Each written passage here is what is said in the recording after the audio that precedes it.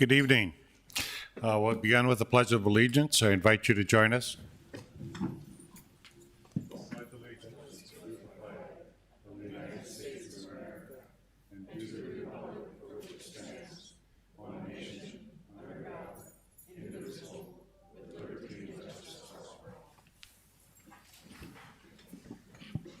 Roll call, please. Gehrig? Here. Pepcorn? Here. Preston? Here. Strand? Here. Mahoney? Here. Fire. A team from the Commission of the Fire Accreditation International is conducting a site visit at the Fargo Fire Department this week. They will be interviewing various fire and city department personnel. This is the third time the Fargo Department has been reviewed for accreditation. Due to the efforts of the fire department to become accredited, several policies, procedures, and planning documents have been put in place over the last 10 years, which have led the city of Fargo advancing from an insurance services office classification 3 to a class 1. The Fargo Fire Department is one of only 95 fire departments internationally that are accredited with the ISO class 1. What this means to most people is your insurance for fire insurance is cheaper because of that. Inspections. To date at 2020, the number of building permits is holding steady at 973 compared to 996 in 2019. Single-family home permits are up 21% so far in 2020, and to date, 483 apartment units have been permitted. Permit valuations are up 206% in values from 2019. Library, which is now open. The all-ages summer reading program, Imagine Your Story, continues through August 15th. Upcoming events include Grab and Go crafts for teens featuring Dreamcatchers available July 28th. A cookbook club online event for adults runs from August 6th. The Reading Rocks program has started where kids can paint the name of their favorite book on a rock, leave the rock in place where someone else can find it, and then that person can bring the rock to the library and check out the books for themselves. A Mars STEM kit is available at all library locations to celebrate NASA's July 30th launch of the rover Perseverance. This packet includes the materials for kids to make their own rover and helicopter, as well as suggested resources to learn more about the NASA rovers and Mars. And the last Take and Make craft event for adults starts August 3rd, featuring a rainbow wall hanging kit. Library sounds busy. Can I have approval of the order of agenda moving items 6 and 25 from the consent agenda to the regular agenda and adding an extra item at the end of the consent agenda, consider a purchase agreement with Davert Custom Homes, LLC for the purchase of a permanent right-of-way in association with Improvement District BN 21A1. Is there a motion? So moved. Is there a second? Second. Moved and seconded. All those in favor say aye. Aye. Aye. Motion carried. Is there a motion to approve the minutes of the July 13th regular meeting? I so move. Is there a second? Second. Moved and seconded. Any discussion? All those in favor say aye. Aye. Aye. Opposed, nay. All is carried. Is there a motion to pursue to approve the consent agenda items 1 through 41, excluding item 6 and item 25, which has been moved to the regular agenda? So moved. Is there a second? Second. Roll call vote, please. Strand? Yes. Gehrig? Yes. Pepcorn? Aye. Preston? Yes. Mahoney? Aye.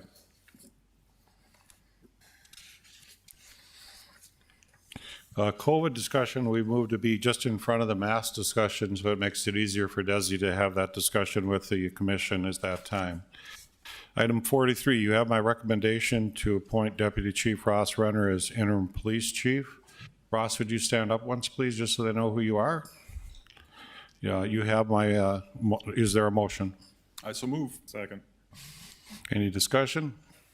Roll call vote, please. Mr. Chairman, I think there was somebody in the public that wanted to comment. I don't know if that's appropriate at this point or not. Okay. Roll call vote, please. Pepcorn? Aye. Gehrig? Yes. Preston? Yes. Strand? Yes. Mahoney? Yes. And since we can do the continuance, but public hearings don't start for another 15 minutes, so we go to 45. Request for track instrument financing for a project be located southeast on 6th Avenue North and Oak Street.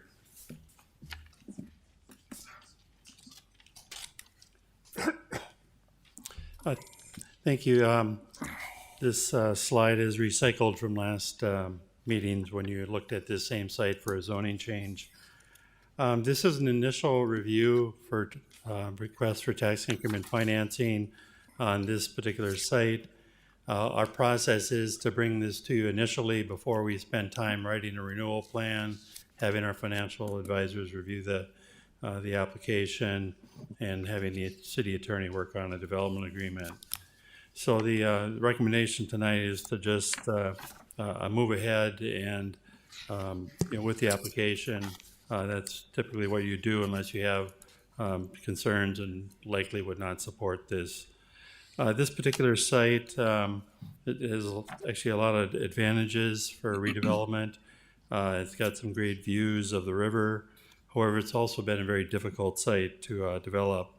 There's a lot of debris and poor soils on the site that need to be removed. There's a you can see the kind of shaded area. There's need for flood protection for the site that's costly, as well as to bring other utilities into the site. And so it's been a difficult site for anyone to redevelop. The first time we had an interest in redeveloping this site was actually 17 years ago in 2003. That developer and some other developers that followed have never been able to put together the financing. Jesse Craig's been working on the site since for the last 5 years. 2015, he's acquired some additional properties to make it better or easier to get utilities in. Mr. Craig is here if you have any questions, but if you don't, the recommended motion would be to authorize staff to submit the TIF application to our financial advisor for review, to prepare a renewal plan and a development agreement for redevelopment of this property. We don't have any architectural renderings yet of the site, but it'd be approximately 130 housing units, with the top floor being 14 condominiums. Be happy to answer any questions, and the developer is also here. Mr. Carey? This is in the Renaissance Zone now, correct? Yes, I believe it is. So is this going to have a Renaissance Zone exemption on it as well? It may or may not. It's certainly going to apply for it for the condominiums. Depending on how the TIF would be set up, it may or may not have Renaissance Zone property tax on the condos. For instance, Block 9 does not have Renaissance Zone on the condos except for state income tax. Right, it doesn't have the Renaissance Zone exemption because it has a TIF. If they didn't get a TIF, could the entire property, the entire development have Renaissance Zone exemption? Would it all be eligible, is my question. It would be eligible for Renaissance Zone, tax exemption. You would have to decide whether or not to approve that, of course. Sure, which RZs never really get denied. So my point being is that this property will already get an exemption of some kind. I don't see why we would need to do it further. 5 years is a good amount of time, and we put the RZ outside of the regular box on this location for a reason, right? So that was our attempt to get this developed. I think that's why we did it. So I don't see a reason why we need a TIF on it as well. I can have the developer answer that question.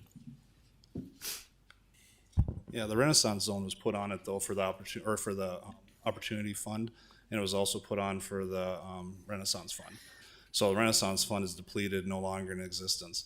So the Renaissance would probably come into play for the condo owners, but not for the entire site. The TIF is really set up for this project. When you're looking at flood protection that needs to take place for any new development to be on the site, you can't put anything other than multifamily on it because you can't cover $300,000 worth of a new levy on 4 townhomes or 6 townhomes. Jim also failed to mention that part of the requirement on this is to put a cul-de-sac on the end of Oak Street. So there's a lot of other things that come into play, new sidewalks that aren't there right now, along with the levee soil. I mean, we've got 16 feet of rubble that was put in there over the years from landscaping companies before I owned it. So that hopefully, you're looking at 5 years for Renaissance Zone that's not going to really affect the property or benefit the property at all versus a TIF. I understand. Commissioner TIF's looking for Peppercorn. eligible costs. Mr. Chair, Jim, can you go back to the previous slide? And I just want to talk a little bit about, that one right there. So We lost a lot of single-family houses on South Terrace and further south along Oak Grove. And ideally, it would be great to replace all those lost houses because of flood protection with more single-family houses, but that's just not realistic, especially in this. So that's why I think this is a very important project, because it helps repopulate that area. It's close to the downtown, and I do think it will help that neighborhood elementary school hopefully get some more kids. So I very much support it, because I think we need to do something to help repopulate that neighborhood. And right now, there aren't a lot of apartments in that portion of our neighborhood. Thank you. Well, and, only one of the single-family homes on that entire block was owner-occupied. And I bought that when the sewer collapsed, when they redid 6th Avenue North, and I found her a condo in the 55 and older in West Fargo 3 days later, because she had sewage in her basement she wasn't even aware of. Other than that, all the single-family homes were rentals. And really, right now, they were all taken down because the foundations were in such poor condition. And again, you can't just put a new single-family home on there without flood protection, which is a levee. So there's a lot of layers to this. In talking with, the developer Enclave, even with this TIF, they're having a hard time making it work financially. And so if you don't want to support it, I think the project just stays dormant for now. Commissioner Strand. Thank you, Mayor. I know you're asking for the ability to prepare a proposal, but do you have any sense of how much what range we could be conceivably thinking about, how much this TIF could be, and for how long? The maximum, according to our policy and kind of the way we've interpreted state law, would be 15 years. 15? I don't want to put the assessors on the spot, but 130 housing units, whatever taxes that might generate, it's going to be capped at that amount. But there are an awful lot of extraordinary costs, as Mr. Craig mentioned. The street, the removing the poor soils, the dike that typically would not need to be built at this site. We don't have city money for that. I think there's some citywide benefit to having the permanent dike there rather than emergency measures. And the Mayor, if I might continue, a citizen reached out to me and raised the issue of I'll ask it, about the vacancy rate in town, because the question was posed, when we have such a high vacancy rate in apartments, why would we be dedicating public funds to contributing more to that vacancy rate? And I didn't know the answer for sure of current moment present. Yeah, I think the vacancy rate, I think the last report was around 8%. As the mayor mentioned, we've permitted over 400 to 500 units this year. So there's so many different submarkets, as far as nicer apartments and apartments for elderly, that I don't know if I give you a definite answer on, but maybe the developer can talk about their own experience in downtown housing and what they see as the market for this specific type of housing at this specific location. Yeah, I think you've seen some inflated vacancy rates just because of stabilization on new properties that are coming into the market. It's taking a little longer, but we were below, I think 4% for a while downtown, and then new properties came on the market. In this one, again, if vacancy rates are a factor, it's even more of a reason why, when we're doing our pro formas, that we need the TIF or some type of tax incentive to help with that. Again, it's a site that's literally, probably 70% of it was just a dormant, vacant lots in the back. So in order to develop it, we're going to definitely need some incentives on that. Commissioner Gary. Just in response to the flood protection, any developer who is building a house these days has the same challenges, right? We have to build homes on molehills, basically, in South Fargo, up to 44 feet because of, flood protection. Many of these properties in South Fargo don't have roads to them. So building a cul-de-sac, prepping the area, bringing in utilities, these are all normal things for the developers. So I think the argument that you need a TIF or expanded incentives to do that falls on deaf ears a lot of times, because any developer would say the same thing. Yeah, but they're not going to be trucking in through, you just think about the street staff that we'd have to have for trucking in out of that site. You're looking at $400,000 worth of soil that we have to take out and bring back in. And again, I mean, I don't know what the city plans on having done with this block or this area. But, you know, prior to this, H2 Design Build tried to run it with townhomes and failed because there's just not enough, you know, income coming stream off of that to cover the exuberant costs that come with the site. Again, people have asked, why not put single-family homes in there? Again, $700,000 between a levy and soil, you can't spread it over 5 homes. It's not going to happen. Commissioner Preston? Yeah, Mr. Chairman, I guess this TIF funding or the TIF incentive is truly to help developers develop infill. And if all of us are interested in decreasing our city service cost and encouraging infill, this is the perfect project for it. I'm sorry, I think this one fits really well, so I support it. Commissioner Pepcorn? So, Mr. Chair, if you look, I wish we could pull this picture out a little bit further, but if you look at the right where Lower Terrace and South Terrace, those all used to be residential lots all along there. And so you can multiply that. It goes all the way around to the Michelson Field. Those are all single-family homes that used to be there that aren't there anymore. And like Commissioner Preston said, this is infill. This is not a greenfield apartment building that we're giving a TIF for. This is, I used to live right kitty corner there many years ago, but this has been dormant for years and years and years, and it will remain so unless we do something about it. And so I support it well. The other thing I want to say is this is just the initial step as far as Commissioner Strand's questions about how much money and all that. That's what we're going to find out. This is just the initial step where they do the evaluation, and so it will still come back to us. This is just, isn't that correct, Jim? That's correct. It'll go back to both the planning commission, who will look at it in terms of compatibility with city plans. It'll go back to the tax exempt review committee, which Commissioner Pepcorn chairs, to determine the appropriate amount of assistance. Commissioner Garg? Yeah, the last thing I'll say is, the market is telling us something. If it's too expensive to develop this property at this time, it's because we have inflated the market with unnatural TIF and incentive dollars. This will get developed when the money is right, when the market is ready for it. So we're trying to push and push and push, and by doing that, we made downtown properties so expensive that people are overpaying for them, and then coming to the taxpayer and saying, "Oh, I overpaid for this property. Now I need you to give me money so I can develop it for you."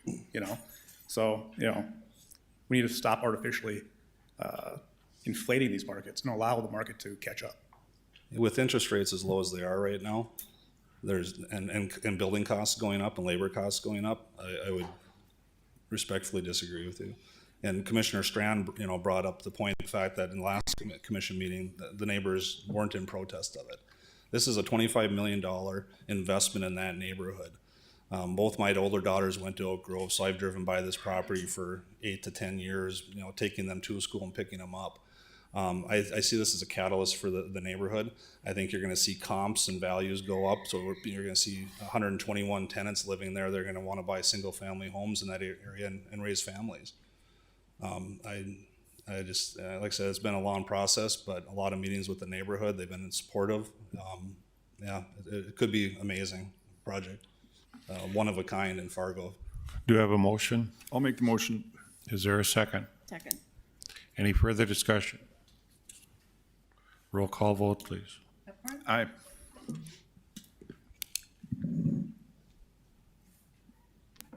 Working. Start over. Pepcorn? Aye. Preston? Aye. Garrig? No. Strand? No. Mahoney? Aye. Now we can go to public hearings. We have a continuance from 810, application applied to performers for payment in lieu of taxes pilot. They want to continue with this to April or August 10th. Do I have a motion? Move to continue. Is there a second? Second. Roll call vote, please. Garrig? Yes. Pepcorn? Aye. Preston? Aye. Strand? Yes. Mahoney? Aye. Item 44B, consider an appeal of the Liquor Control Board of 5/2020 findings of violation of the Fargo Municipal Code by Monty's Downtown Doing Business as Twist. Steve Sprague to explain.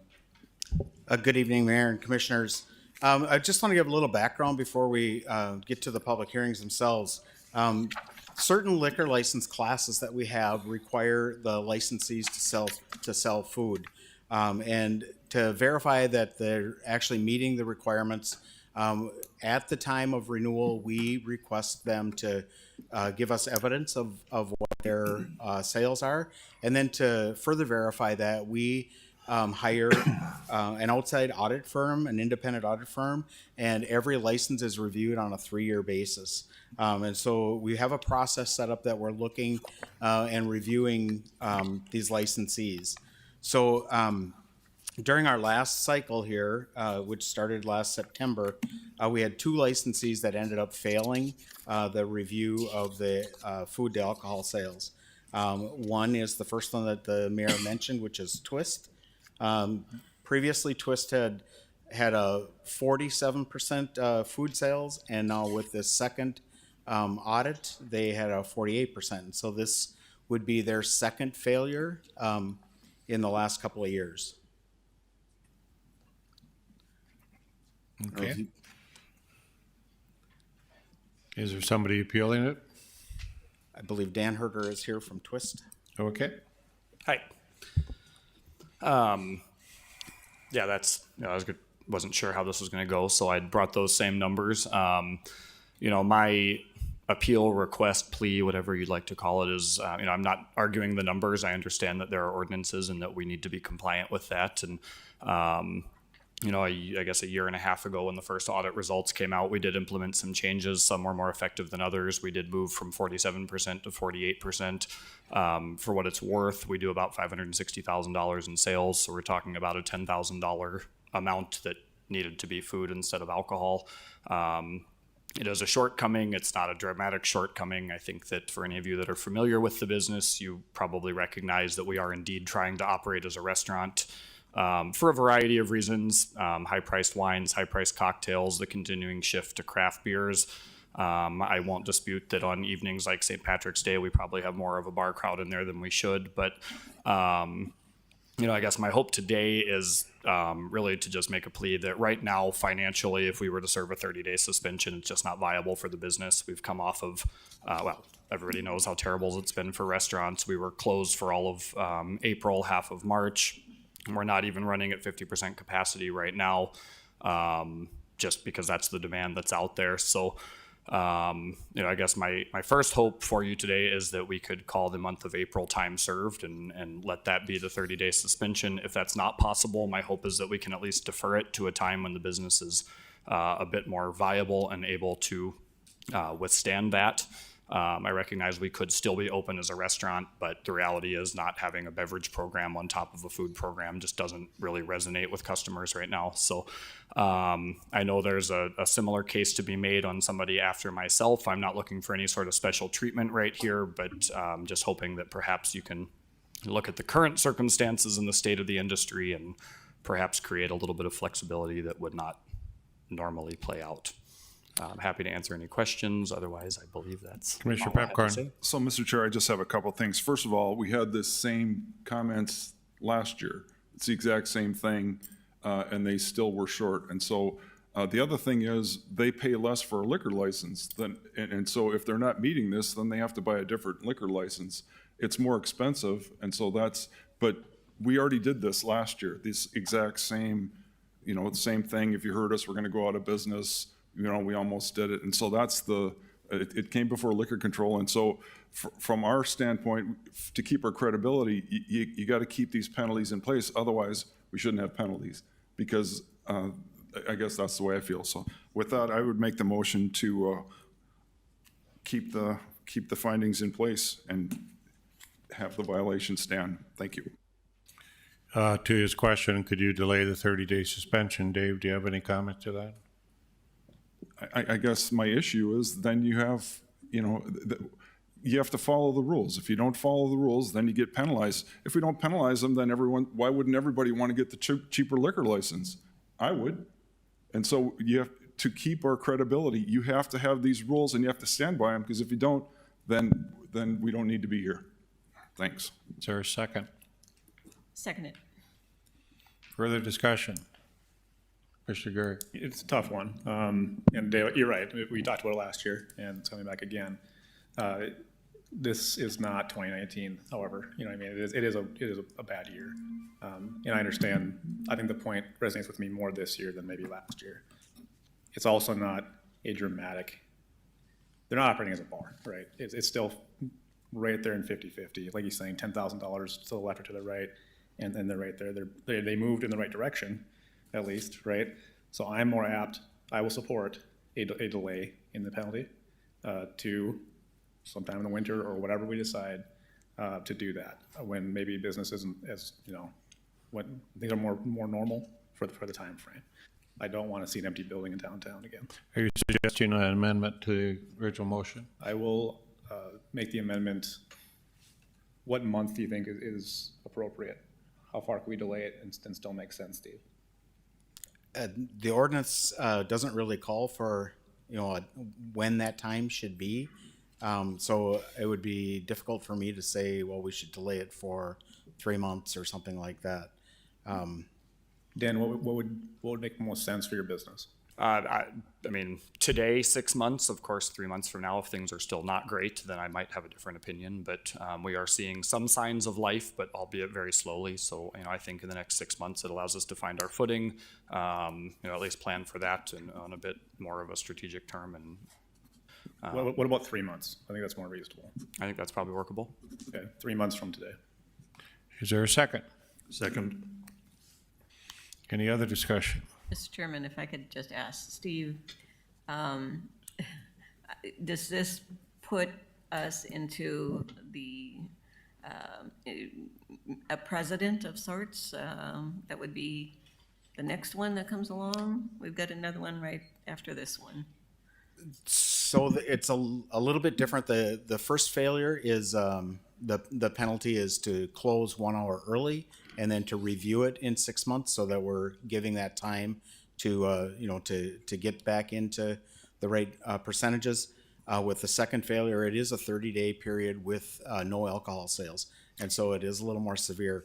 And then a third failure is subject to revocation of the license. How about additional ones that might come in the future? I guess is one of my questions. I'm trying to remember, in the past, I think that we have worked with licensees to see if, you know, so I think that if we set a date certain that the suspension would be, I think we'd be okay. And then if we have a precedent set, and then so in the future, we'd be able to lean on that. So with a second violation, when is the next check? When would be the next audit? Then it's subject to annual audits. So the annual would be from now or from after the time? We would do it, I suspension? believe, after the time, after the suspension. Okay, so it elongates that process. It does. Commissioner Strand? Thank you. I'm just curious, Steve, and maybe Dan, you might have some comments from the industry, but we're going to be in some real challenging times right now with a lot of these businesses making their percentages, aren't we? With the pandemic going on, I mean, their formulas are out the window for food versus alcohol versus customer base versus inside versus outside delivery. I mean, it's just all over the place. I don't know how you can make it. You know, am I off on that, or do you sense there won't be any problems with the pandemic and their formulas in making their percentages, the industry? Boy, that's a tough question. Certainly, we are in unusual times. You know, with the industry, you know, being told that you need to only serve at 50% capacity for a while, and you know, now we've expanded that. The sooner that we can get back to a normal, you know, the better off we're going to be. I think, you know, what I've heard from the businesses in the downtown area, a lot of them are you know, in having a difficult time. Combination of things, you know, the economics, but also with the construction and different items like that going on. You know, what's going to happen down the road is hard to say. I don't have that crystal ball out, you know. If I may, Yes. what we're seeing right now is just simply because it is the younger demographic that is more comfortable being out and about. There is more drinking than eating happening right now downtown. That's just who's out. The dinner crowd isn't quite as rebounded as the evening crowd, which is really neither here nor there towards my current numbers, but it will be challenging to correct them in the current climate. Mr. Strand, Mayor, I'm sorry, go ahead. Mr. Preston. Can somebody tell me what the vote was on the Liquor Control Board? Was it 4-1, 5-0? It was 5-0. Mr. Strand. Thank you, Mayor. And Dan, I don't think you were around, maybe you weren't in town then, but I'm going to tell a little story about Fargo's downtown. 15, 20 years ago, we hardly had any restaurants. We had a dying off of independent restaurants, and it was a real challenge in our community. I remember this distinctly because everybody I worked with, they were all in that same boat. And I remember downtown Dave, I wish Dave Anderson were here today because they went to New York City or someplace like that, a little entourage, the fellow from Boris and Dave, they went out and they went around the country and they looked for restaurants and they were looking for a model that they could come back and do in downtown Fargo. And they came up with the Monty's model. And it was a city effort. There were lots of entities, if I recall, involved with it, funding it, community support. They desperately were trying to breathe some life into the restaurant community downtown. And they started with Monty's, knowing that it was a very small space and knowing that it would be a challenge to make these formulas work. And Monty's was one of the first new restaurants to come back, and it's still here in its new iteration. I just am gonna be really hard pressed to vote for anything that would put another nail in your coffin, especially right now, when everybody's so darn challenged just to stay open.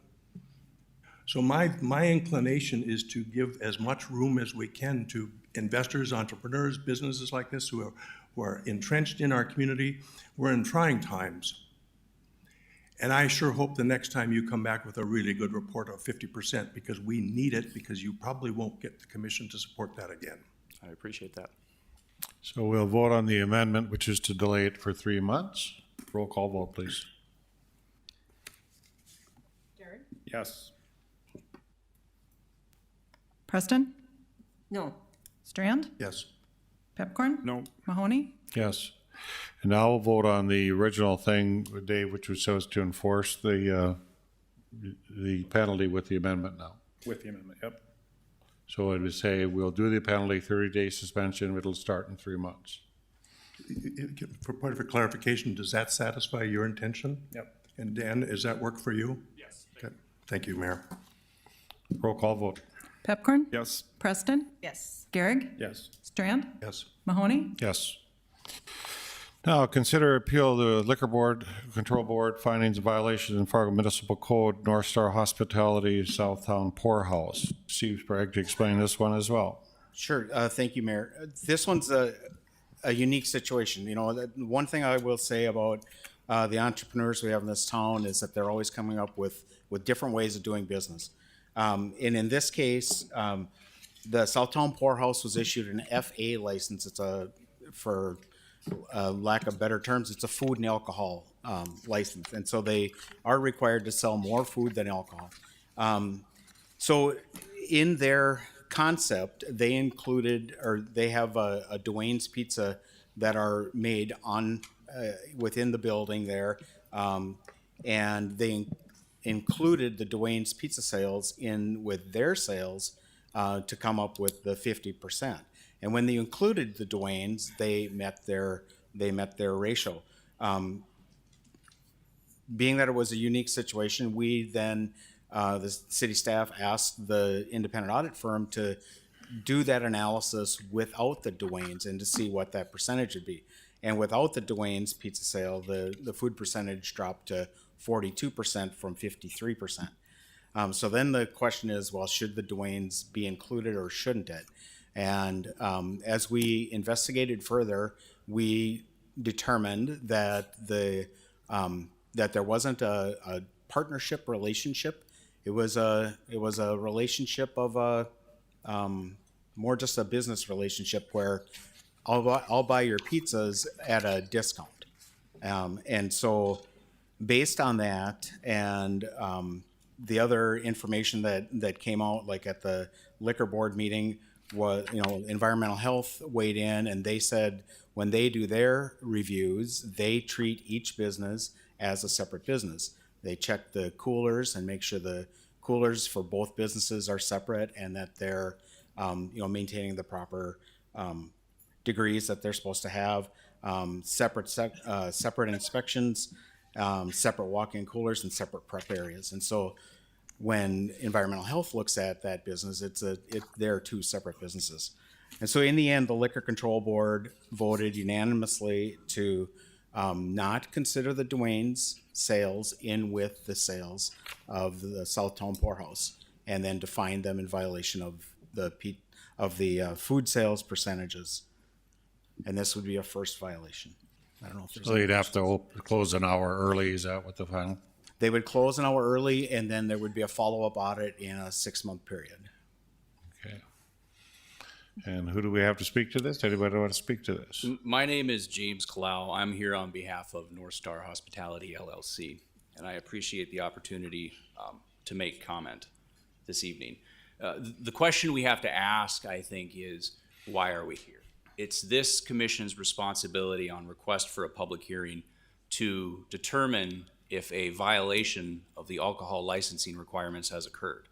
As Mr. Sprague noted, in this instance, we have an express finding by Brady Martz and Associates that Southtown is in compliance with the city's requirements for a Class FA license.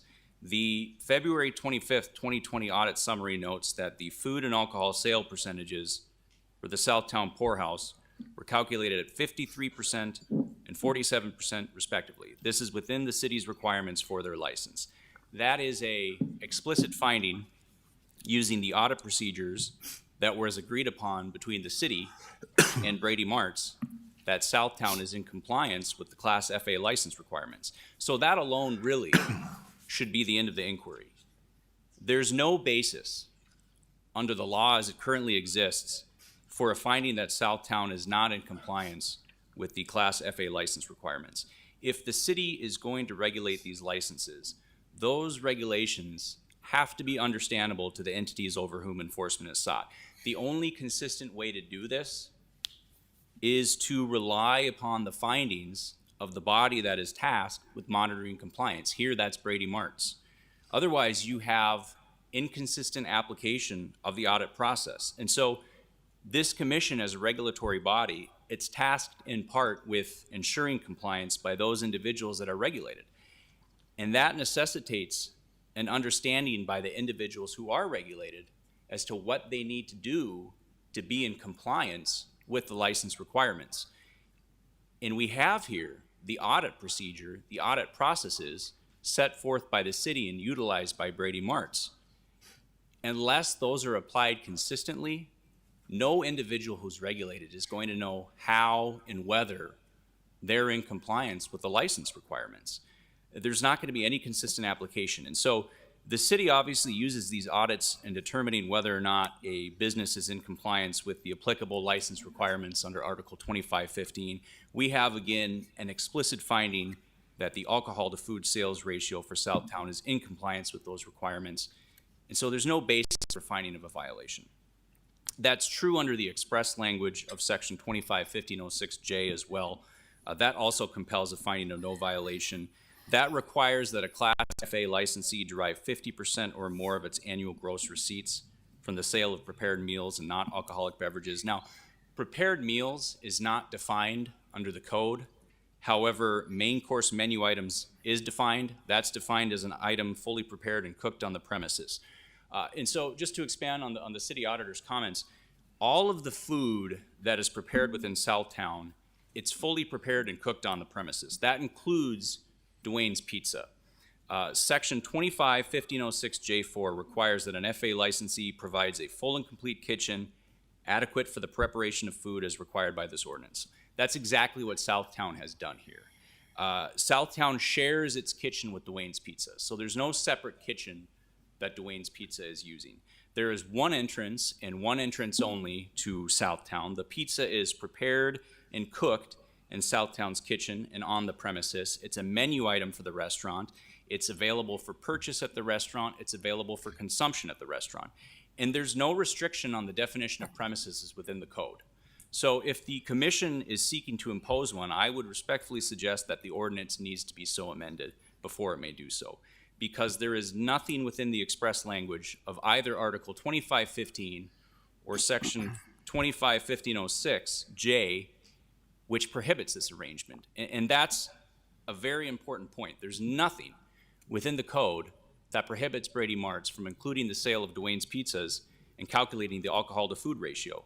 And to the extent that the board's finding of a violation was predicated on some confusion as to the business relationship between Southtown and Dwayne's, I think it's really a very simple answer because it is a business relationship. It is a joint venture partnership. The product sales and facility use agreement that the city's attorney's office made reference to specifically provides, quote, Dwayne's agrees to make pizza on demand and on the premises for the sale and consumption within the North Star premises according to the terms of this agreement. And so Southtown receives a portion of the sales from the pizzas sold by Dwayne's because they're prepared in the kitchen, because they're cooked in the kitchen, and because they're a menu item that can be purchased and consumed on the premises. Also, Southtown is able to use the trademarks and name of Dwayne's for advertising both within the restaurant and within the greater Fargo-Moorhead market in general. And Dwayne's is the exclusive pizza for purchase at Southtown. So it's very much a business relationship between the two entities. There's nothing within Article 2515 or Section 251506J that prohibits that business relationship. And so if this commission is to find that Southtown is in violation of the Class FA license requirements under Article 2515, that would have to be a finding contrary to the express provisions of that applicable law. And the questions I would have for the city auditor and the commission is, where in the code is this business partnership prohibited? Where in the code is the restaurant not able to utilize these food sales in calculating its ratio, and for Brady Mart's to rely on that ratio? Because it isn't there. Mr. Chair, just a couple of things. So it's kind of, Dave, we're on public comment right now. oh, I'm sorry. Dang it. Sorry. I interrupt you. Go ahead. Thank you. This doesn't appear to be the first time the control board and the city have allowed a similar arrangement. I reviewed the audit disclosures that the board provided in relation to liquor licensing. There was a scenario where an entity doing business as the Sanctuary Event Center made application for a Class RZV license, and it indicated that under its concept it'd be operating 3 to 4 days a week. And the audit summary that Brady Mart's prepared indicated that they used the code for caterers and the factors for the catering industry. So that suggests that at least some of the sales that Brady Mart's looked at for the ratio for that entity would include catering sales, which potentially includes off-sale food items. So Are you about to complete it? We usually do 5 minutes, so you're well beyond that. Can you come to your summation, please? I can. I'd also note that there have been variances granted in the past. Men's Hair is an example. They received a Class H license, which requires an alcohol to food sales ratio. Obviously, Men's Hair is not selling food. The point being that the city and the board have worked with entities in the past, and it's important, especially now in this environment, that the commission not be going, I think, outside the applicable regulations, because under the law as written, there's simply no basis for a finding of a violation, or the fact that Southtown is able to have this business relationship with Dwayne's, which, to my understanding, was known by the city when the license was first applied for. Very good. Is there anybody else who wishes to speak?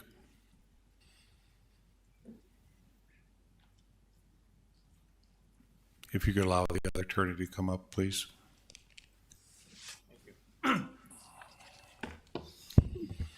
Good evening, Mayor Mahoney, Commissioners. My name is Mark Hansen.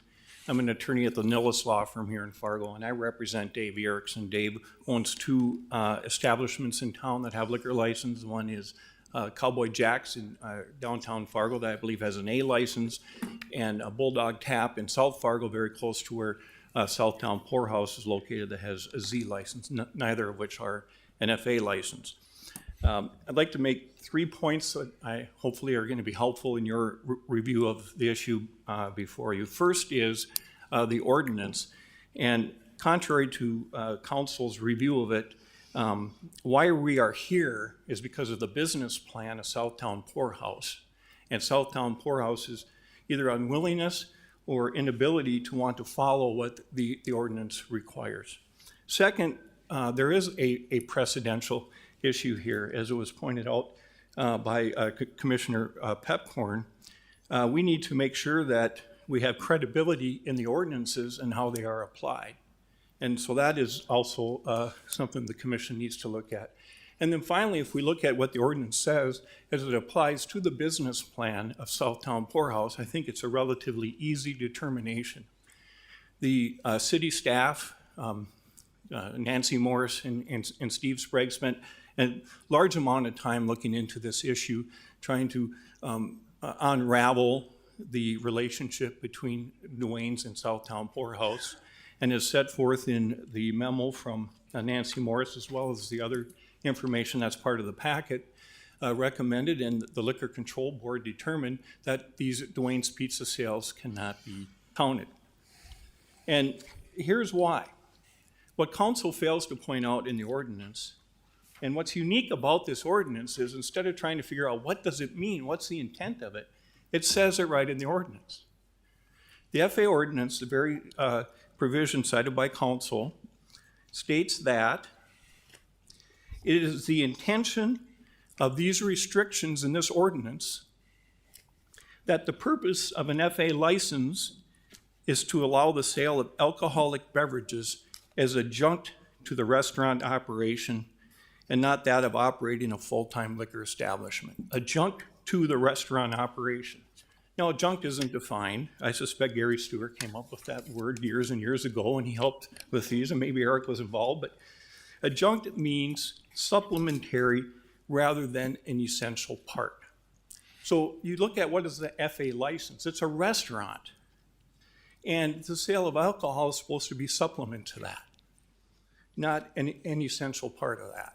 And when someone buys an FA license, being one of my clients or the owners of Southtown Poorhouse, they know that's what they're buying.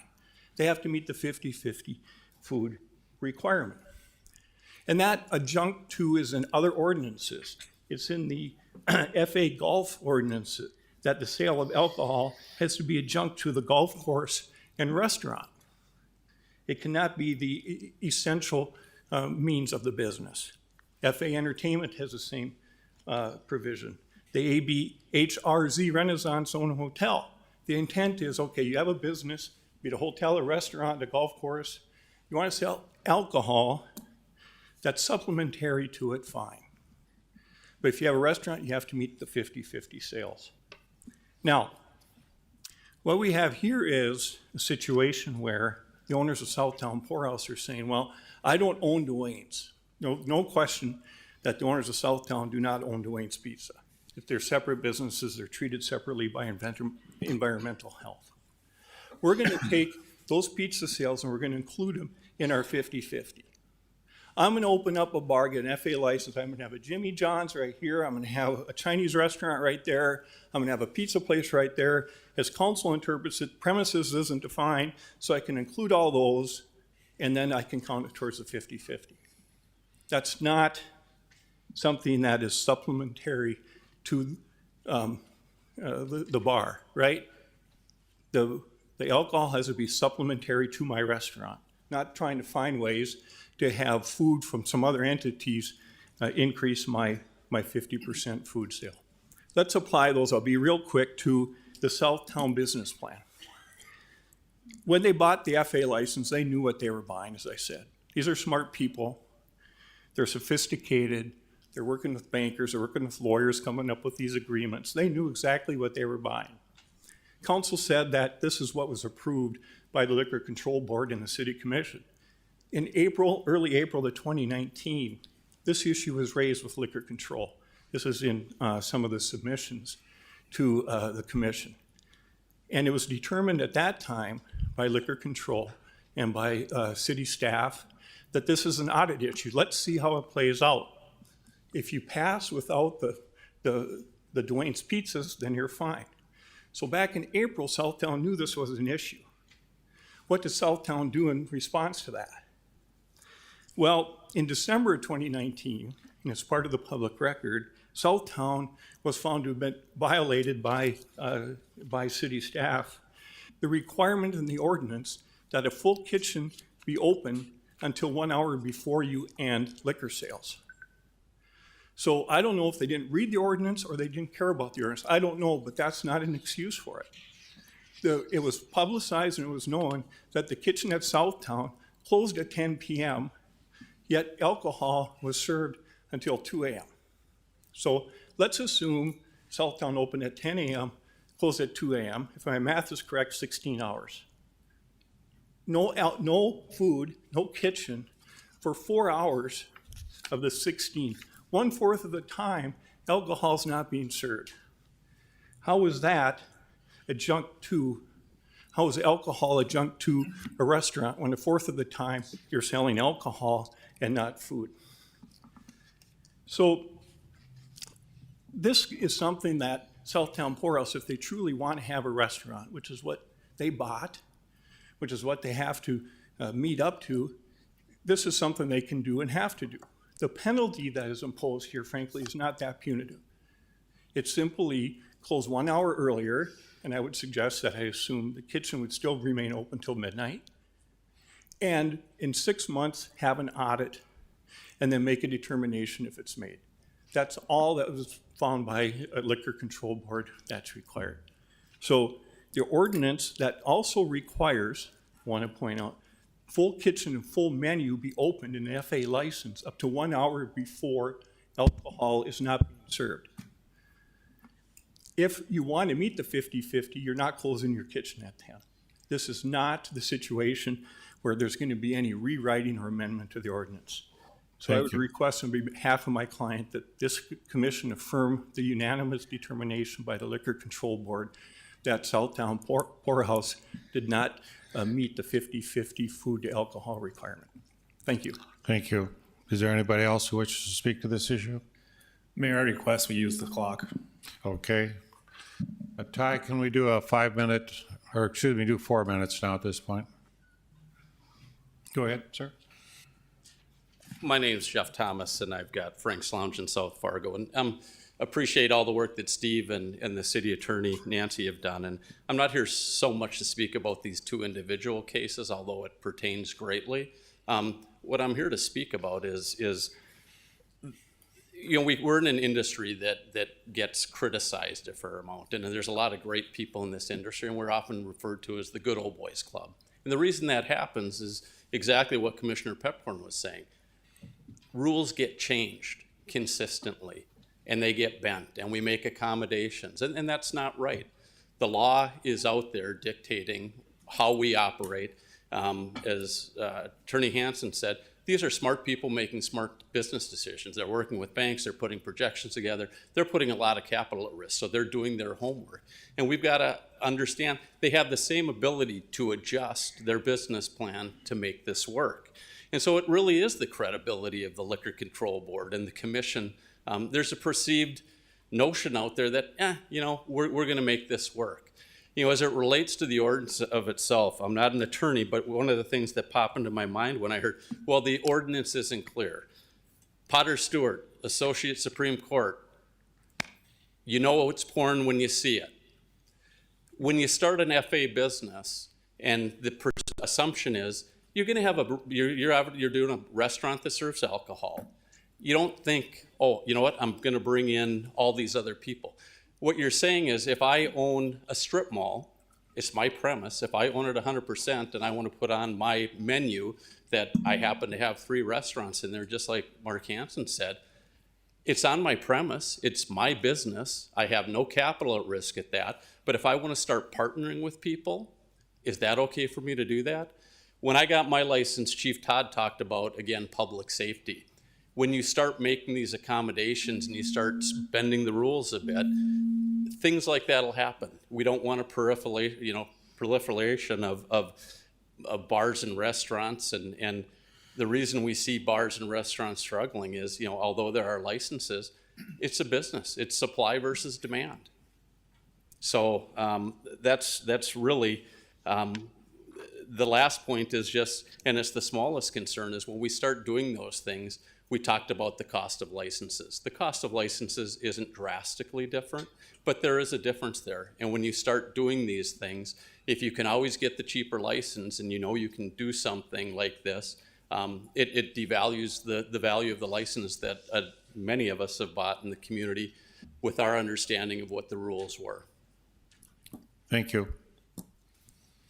We'll close public hearing. Do I have a motion?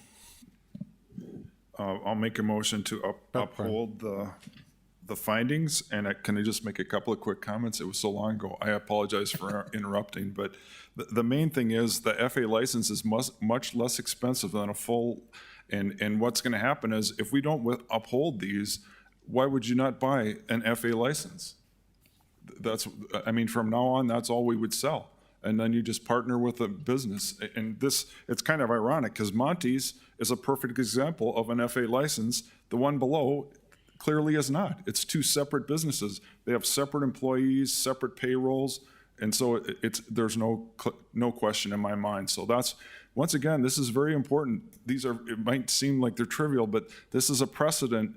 And if we don't follow through with these, then we don't need to have liquor licenses the way that we do. So that's my comments. And Nancy is here. She's the one that did a lot of the background research as far as the business and things like that. So thank you very much. Do I have a second? I'll second it. And you want to make a point? Yep, Commissioner Preston. So, Steve, when this particular license was initially issued, do you review business plans at that point? We look at the application and we review it. It was clearly stated that Dwayne's was going to be, offered on the menu, but the question was never asked whether or not their sales would be included. And so at that time, we're not making a judgment as to whether or not the business plan can move forward. We're allowing it to move forward. If they would have sold on just their menu items without the Dwayne's, would have sold more food than alcohol, we wouldn't be having this discussion. So, So, Mr. Chairman, I'm going to support the motion, but I want to just make the comment. This is indicative, I think, of the alphabet soup that we have for licenses and the mess that creates. It's confusing for the license holders, it's confusing for staff, it's confusing for the Liquor Control Board. I would just say we need to fix it, but that's a long-term. You want to come up with a simpler alphabet, or Commissioner Gary? Arlen, I tried that. I tried that really hard, and I think what makes this so complex is that we limit the licenses. So I think more people would buy bar licenses if there were more available. I believe there are 17 at this point, A licenses. So I think that's causing a lot of problems. That wasn't the point I was trying to make here. I've got a couple of different things. Steve, when we did the calculation, was the pizza the entire sale taken into account or just the portion that went to the restaurant? Does that make sense? yes, so the numbers that we get from the business themselves. Yep. And so the numbers that they presented were the sales that went through Southtown's POS. So So the entire pizza? Yes. Okay, so I think that's a very important distinction. If we were just talking about the portion of the pizza that was a profit for Southtown and they made the 50-50, I think you'd have an argument. I want to be very clear about something. I don't have a problem with this. I think it's fine. I think just in general, this system would work. However, it does not meet the current intent of the law. The current intent of the law is clear. You have a restaurant, you sell alcohol, but your main thing that you do is you make food.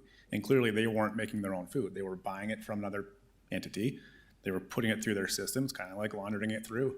And that's how they made their profit. And I'm fine with it.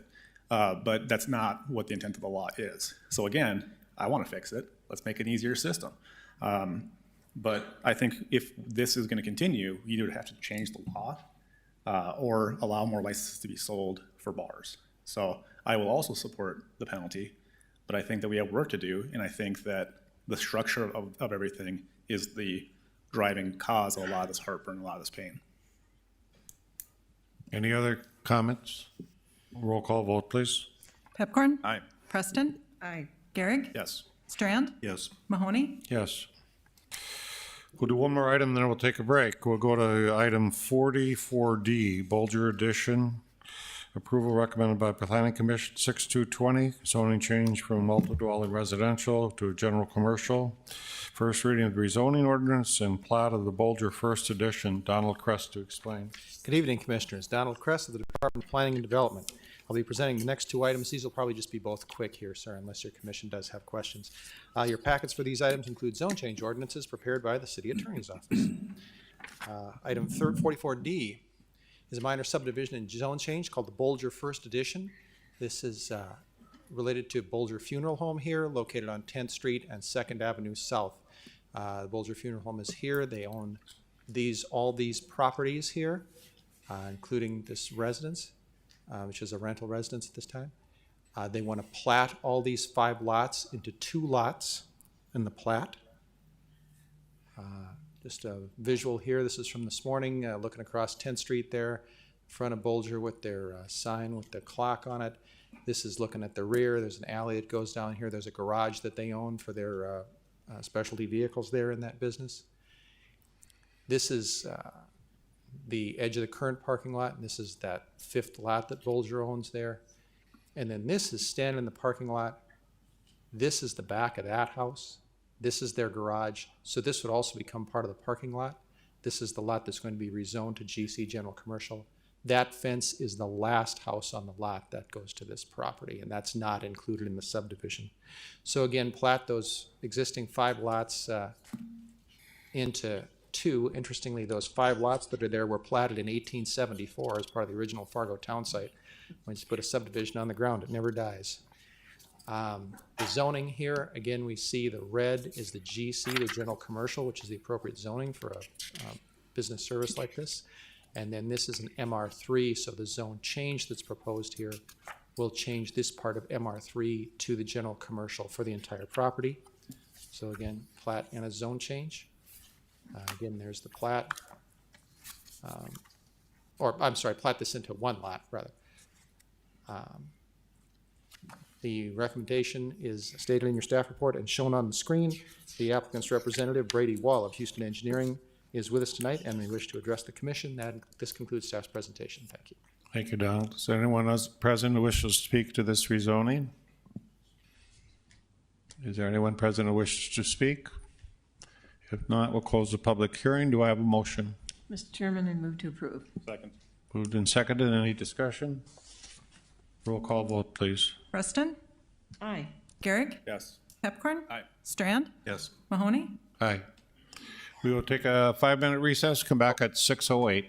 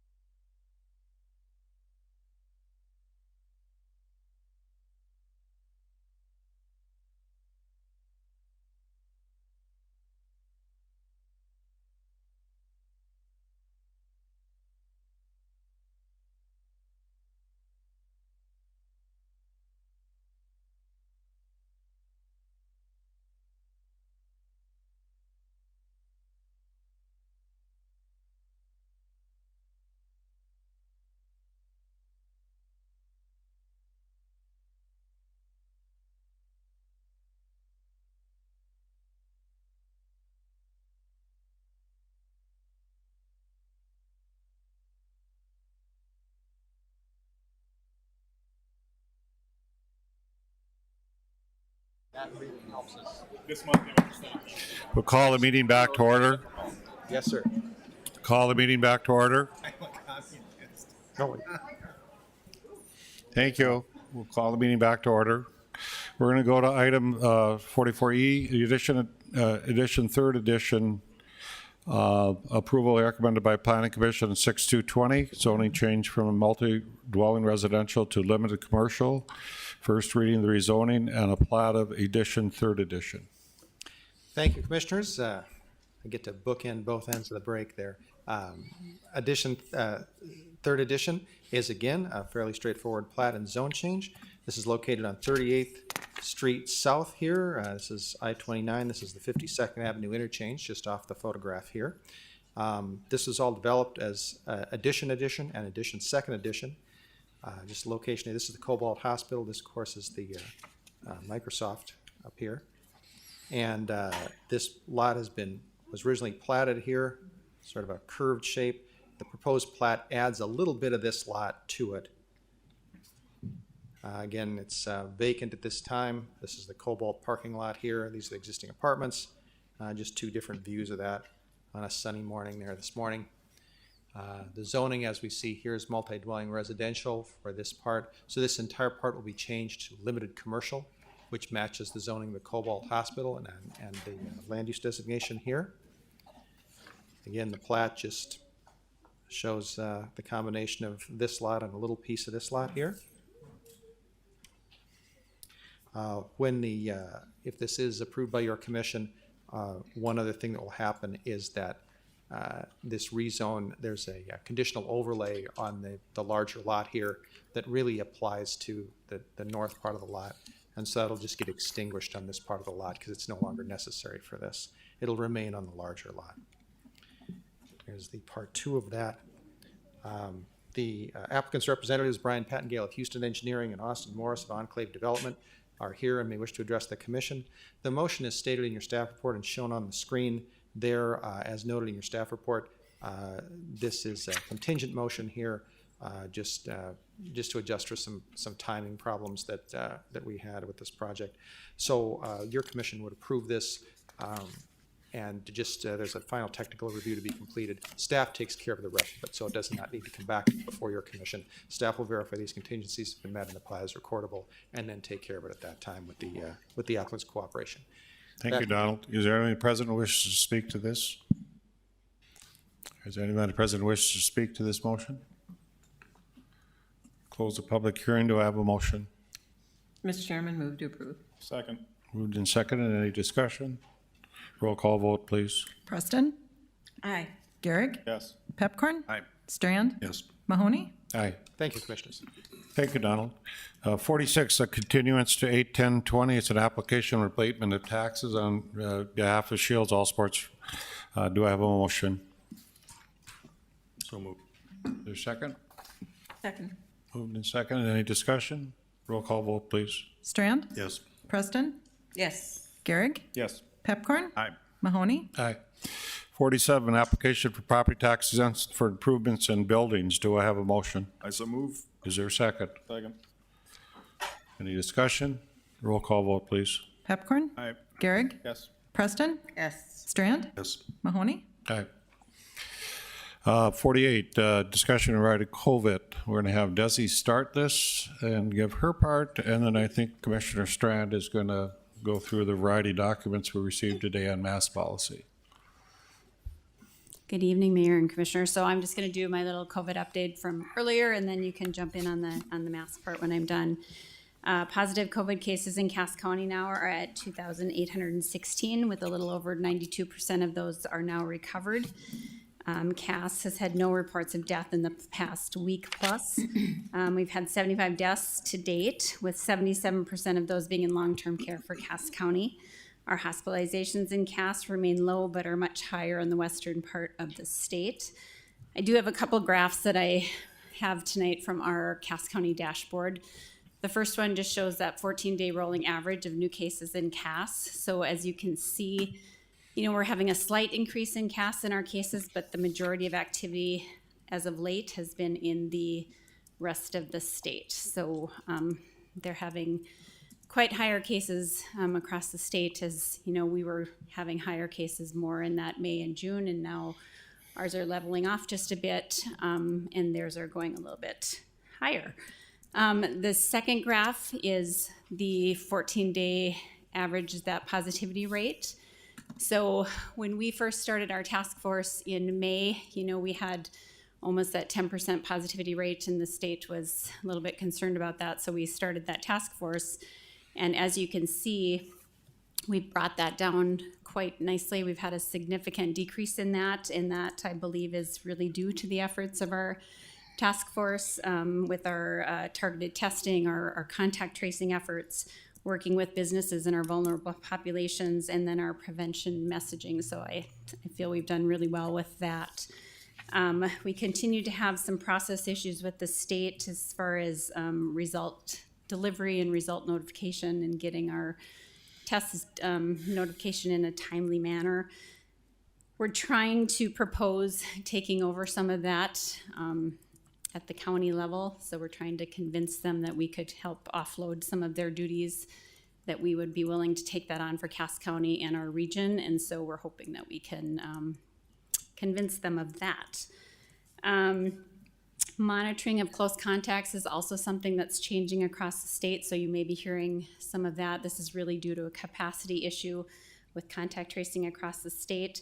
So they are not the close contacts, so this is not positive cases, but close contacts to a positive case, if they don't opt into an email monitoring system, they will just be given education and then basically kind of dismissed out of that state database. We're not comfortable with that in Cass County, so we have decided to kind of keep that part going for our area. So our contact tracing staff will be still contacting close contacts, even if they do opt out of that email system, then we will make phone calls to them. So we will do that as long as capacity allows for that. And then just a side note too, the Red River Valley Task Force is going to support some marketing that we are going to do for some basic public health prevention messaging that will include masking. So we're working with a marketing firm on that, and hopefully within the next week or two, we will be rolling something out for the public on those messaging. But other than that, if anyone has any questions, I will. Any question of the commissioners of Desi at this time? Okay, I think, John, you're going to move on to option A, B, and I think there's a new option as well. Thank you, Mayor, and I'll preface this that tonight is a conversation about what we want to do as a community. It's going to be up to us to decide which path we go forward on, and I'm sure you're all aware that this is an amazingly charged issue. I'm somewhat stunned by some of the energies out there, but generally speaking, it's no surprise that people have real strong views about actions which might have an impact on their personal lives. So what I've advanced tonight for us is to have a discussion about some options, what we can do with regard to public safety in light of the pandemic that we're all in right now. I'm not going to pretend to be a scientist or an expert on the medical aspects of this, but we can have a discussion about our community response and our community approach to safety and watching out for each other while also protecting our rights as individuals and individually and collectively. So in a nutshell, I've suggested that we have a couple different approaches to just vet here at the City Commission level. One of them is an all-encompassing approach to the concept of using masks in a public setting. And the other options are to be more targeted if there isn't an appetite from the commission for a broader all-encompassing approach for the community moment present. Then I've suggested that we break it down and look into a couple targeted topics. One of them is the city employees, city workers, public employees in city facilities, the public engagement in city public facilities. And the other one would be to support the business community that on their own are deciding to implement policies in their own business establishments, so they would know where we as a city stand with them. So I'll say this. I'll say way too many things, I'm sure, but in my suggested approach to the city, I'm not looking for us to have a bunch of laws and turn our police department into the mask police. You know, what we're really looking for is a community approach to a health crisis beyond anything any of us have ever comprehended or experienced, obviously. And so tonight, the first overarching discussion will be in the sense of a directive from the city, putting the directive out that this is our desire, that when people are out in public settings, unable to socially distance, whether they're in a close proximity to each other, that they don a mask and show that courtesy to the others in your personal space. That directive is nothing more at this point in time than a suggested directive from the city. Our legal counsel can explain it, but at this moment in time, we're not talking about the penalties and fines and what we do to somebody who's breaking the law. We just want to set the standard, raise the bar so we know what we as a community are expecting and hoping for from each other. And then my guess is and my sense is in a few weeks, if that directive isn't successful, if it's problematic in the community, if the relationships with the people are so contentious we still haven't resolved it, we can come back and look at a more specific ordinance with detail with regard to fines and imposition of a penalty, if there are any, if the city gets to that point of putting in an ordinance with teeth in it. And the last thing I'll say is, and I want to thank everybody for speaking out. There's an immense amount of opinion and heart from a lot of people all over the board. I'm learning a lot, but you know, it's just really important that we stay on the high road, that we look out for each other, and that we as Fargo, we show the world that we can have a compassion and a heart, and we don't have to be fighting over something so little as, I'm not going to say little, but something inconsequential as wearing a mask. We're all familiar with the notion of no shirt, no shoes, no service. We all get that. I don't know of anybody who's ever approached the city commission and said, I want to be able to go barefoot and shirtless into a restaurant, whether you like it or not. We also know that when you're driving down the streets in life, in our communities, you adhere to some basic rules for public safety. You stop at the stop signs. You stay in your lane. When you get into an intersection, we follow the rules of engagement. Who was there first? Who gets the right of way? Who yields to whom? You know, we stay in our lane. We follow the speed limits, and there's a litany of things we do in our world that are just taken for granted, that this is the world you're in. You're not going to go 500 miles an hour down Main Street. And you're not going to run stop signs if you decide you think you want to. So it's that simple. What we'd like is a directive to tell the folks to respect each other. And if we get to that point with this commission, that directive is something the commission embraces, then let's hope we never have to have a discussion about penalties and fines and impositions of holding people accountable and having our law enforcement use their time for that, because hopefully we'll never need it. And I'll leave it at that for the moment, Mayor. Commissioner Preston? Yeah, there's certainly been a lot of confusion, I think, around this whole issue of wearing masks, and it is totally understandable.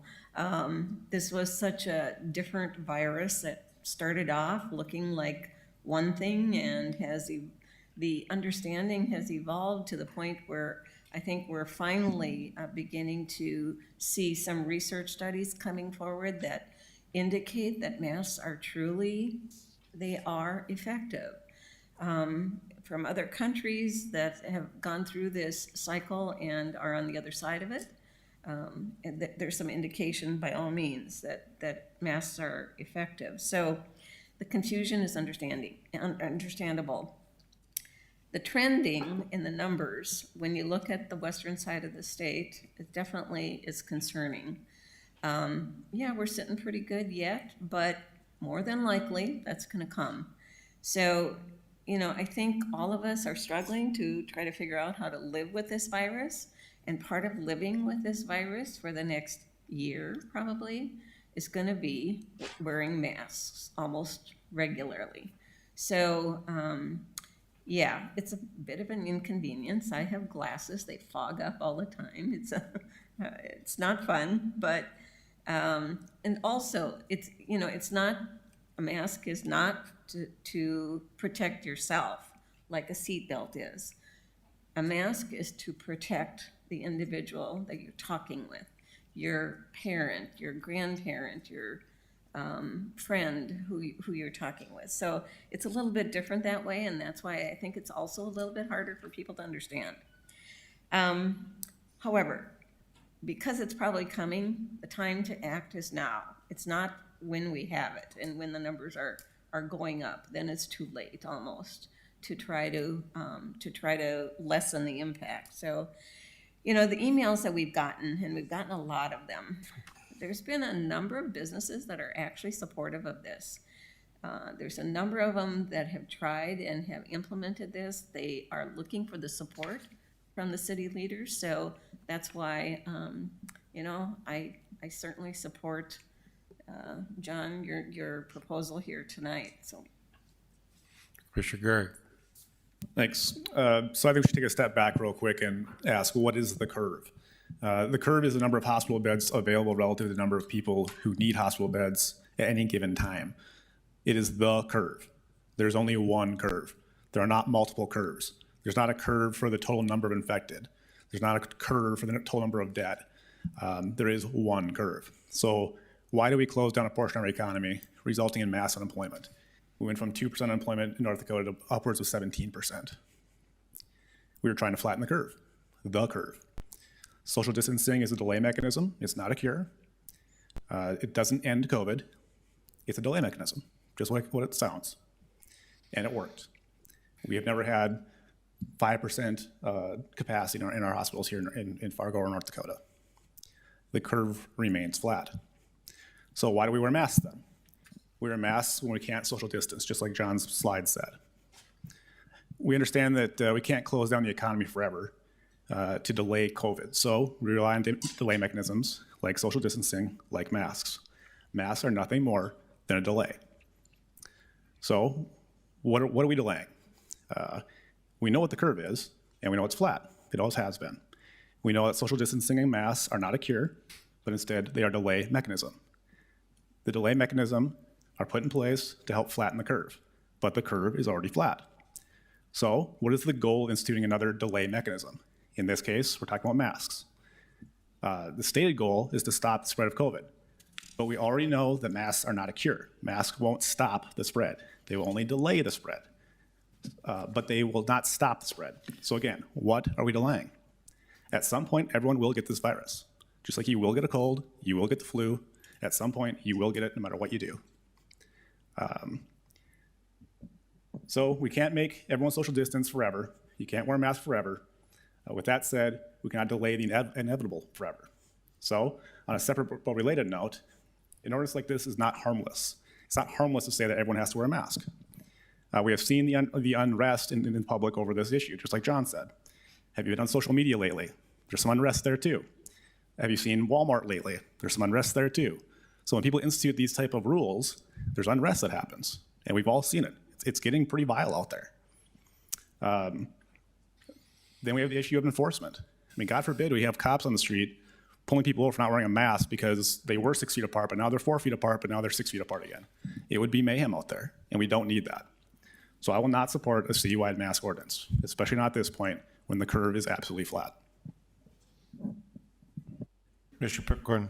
Just a couple quick things. I would support the MAT bus, encouraging people or whatever, however you want to word it, to ride the MAT bus, and the public libraries. I think those are legitimate things where we're protecting our employees. We're also, that's kind of our highest traffic areas as a city. So I think, and I think the whole mandatory or making it a law, I'm not comfortable with that, but however we can strongly word it, maybe our attorney can give us the word, the magic word, but to me, those are the areas, and maybe Desi, you could weigh in on that. Are there certain areas that you would recommend that we focus on? Obviously, we hear about nursing homes, and those are the highest risk people. I guess I'm curious on your comments. Thank you. Yeah, I mean, I think with the masks, anytime you're out in public, in the grocery stores, things like that, I think those are wise places to wear a mask. And Arlette, to your comments about that it's only beneficial to the other people, that the new research now is actually showing that there is benefit to both the wearer and those around you. So there is some value in that. But yes, our ultimate goal is to keep it out of vulnerable populations, which long-term care, as you can see, is devastated by this disease. So, but the problem is the younger people that tend to provide direct care and all of that, they're out in the public and then they go into these environments. So, I mean, there are certainly as a public health professional, I support the use of masks. I know there's challenges with mandates. I have seen with the businesses over the last couple weeks, kind of taking that on. I've seen a significant increase in mask wearing out in the public, in stores. And I think the more we can make this about public health and not about politics and not, it's really what it is. We're trying to slow the spread. And yes, Commissioner Gehrig, I know you cannot cure this, but we're trying to slow it until hopefully we can get a vaccine. So we may not all have to get it if we can delay it enough to when there's a vaccine and then we can all be vaccinated. And then maybe we are going to make some good headway with saving lives that way. But yeah, there are certain conditions where you can't social distance. So those would be places that you would recommend. MAT, bus, those types of environments are probably, anything that's indoors, close quartered, that you can't separate, those would be your higher risk type of environments. So would you suggest she works with staff and come up with, we could do it as policies for the city issues, Dave. We could do a MAT bus and those types of things. Library, here's what you have to do. And we could work with Eric on the language on that. And I think, John, you were suggesting that at least for city employees. I'm a little confused at which directive you want. A directive is not a mandate. It's just strong encouragement to wear a mask. Is it your directive that's option A, citywide mask mandate? Is that the one you're referring to, Commissioner Strand? Mayor Mahoney and Commissioners, Mayor, the option, that option is all encompassing, but we would still need to, as I understand it from legal counsel, have a discussion about city facilities. And another one which I had tentatively put on the agenda for tonight was MAT bus and transit, but we're not quite there yet. I think that might be coming at our next meeting as far as them meeting out a suggested direction. So what is your suggested motion tonight? So Mayor, I'm sorry. Eric is pointing at the screen. I guess it's going to be on the screen. Well, it was up a minute ago, well, maybe 5 minutes ago. There it is.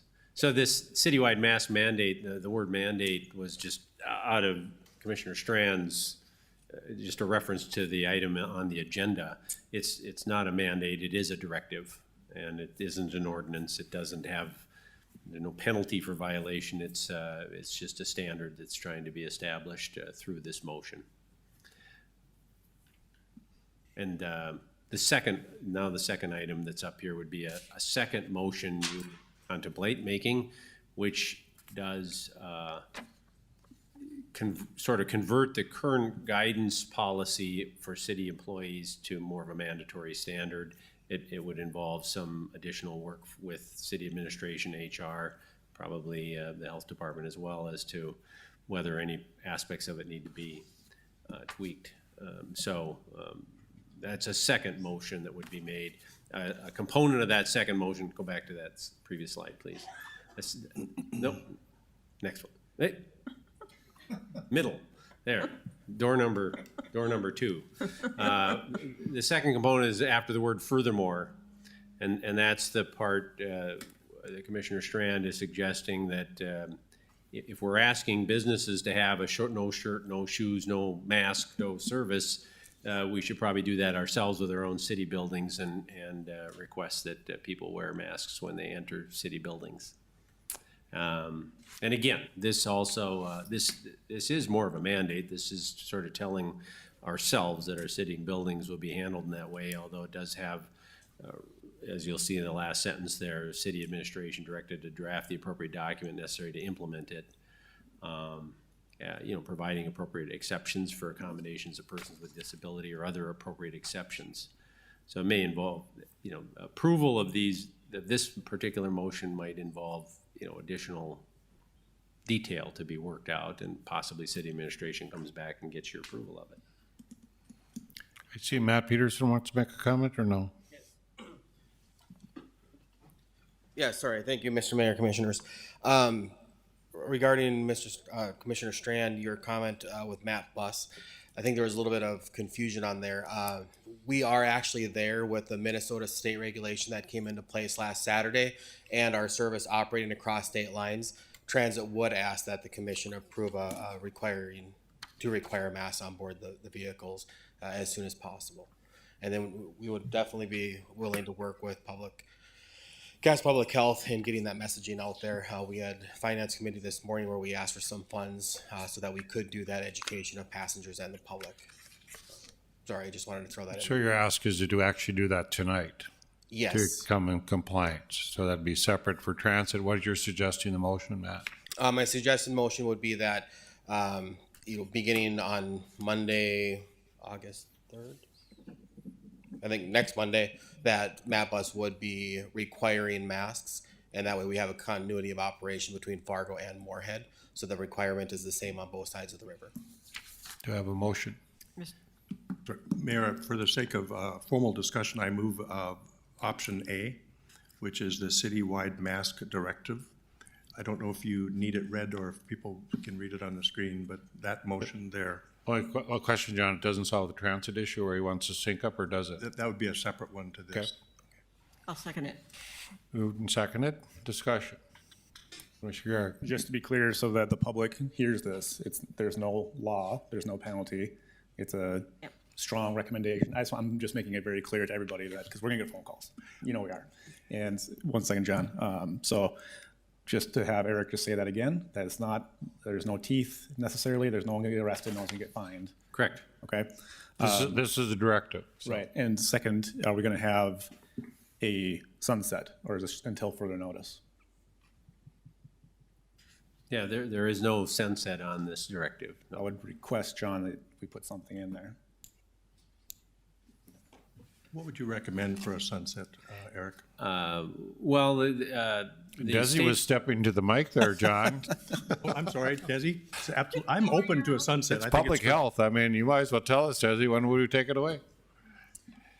Well, I think we're going to have to look at various factors. I think we're going to have to look at what our cases are doing and when and if we get a viable vaccine. That's, because that's really the only thing that's going to probably end this. It's not going to go away until we can either get herd immunity, which is going to take a really long time because we're not very close, or until we get a vaccine. So those are going to be the two things that are going to make this be done. We could always revisit it though, John. So if we put something in there, we could say to be revisited every 3 months, every 6 months, whatever you want to say. But I think people want us to be able to continue this discussion, not just have one overarching dictate with no end certain. I would welcome an amendment of that nature. I would recommend an amendment of 6 to be revisited in every 3 months. Motion is to review it every 3 months. Is there a second to that? I'll second that. Moved and second. Any discussion on that? We'll vote on the amendment, which is to review in 3 months. Roll call vote, please. Yes. Strand? Yes. Pepcorn? No. Preston? Oh, Mahoney? Aye. Now we'll go to the directive motion and do. Amended. You want to comment to that, Commissioner Strand? I'd just like to tell another little story.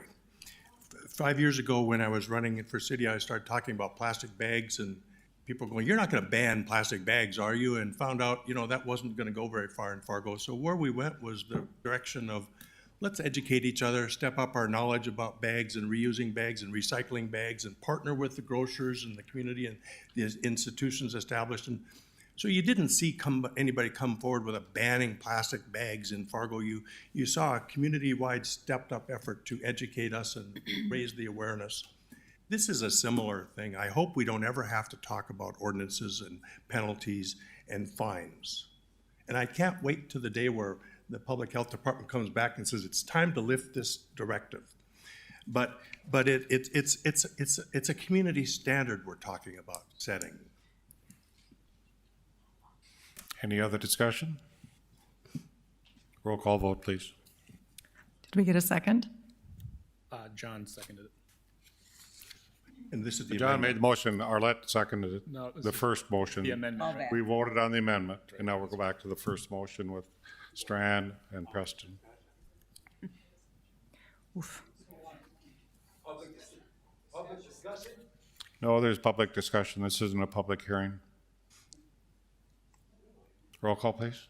Preston? Yes. Strand? Yes. Garrick? Yes. Pepcorn? No. Mahoney? Aye. Next item. Or do you want to do transit too, John? That was the second Yeah. motion. I do, and if I could indulge the commission and ask our legal counsel, could we roll transit into the discussion about city employees? I'm sure we can.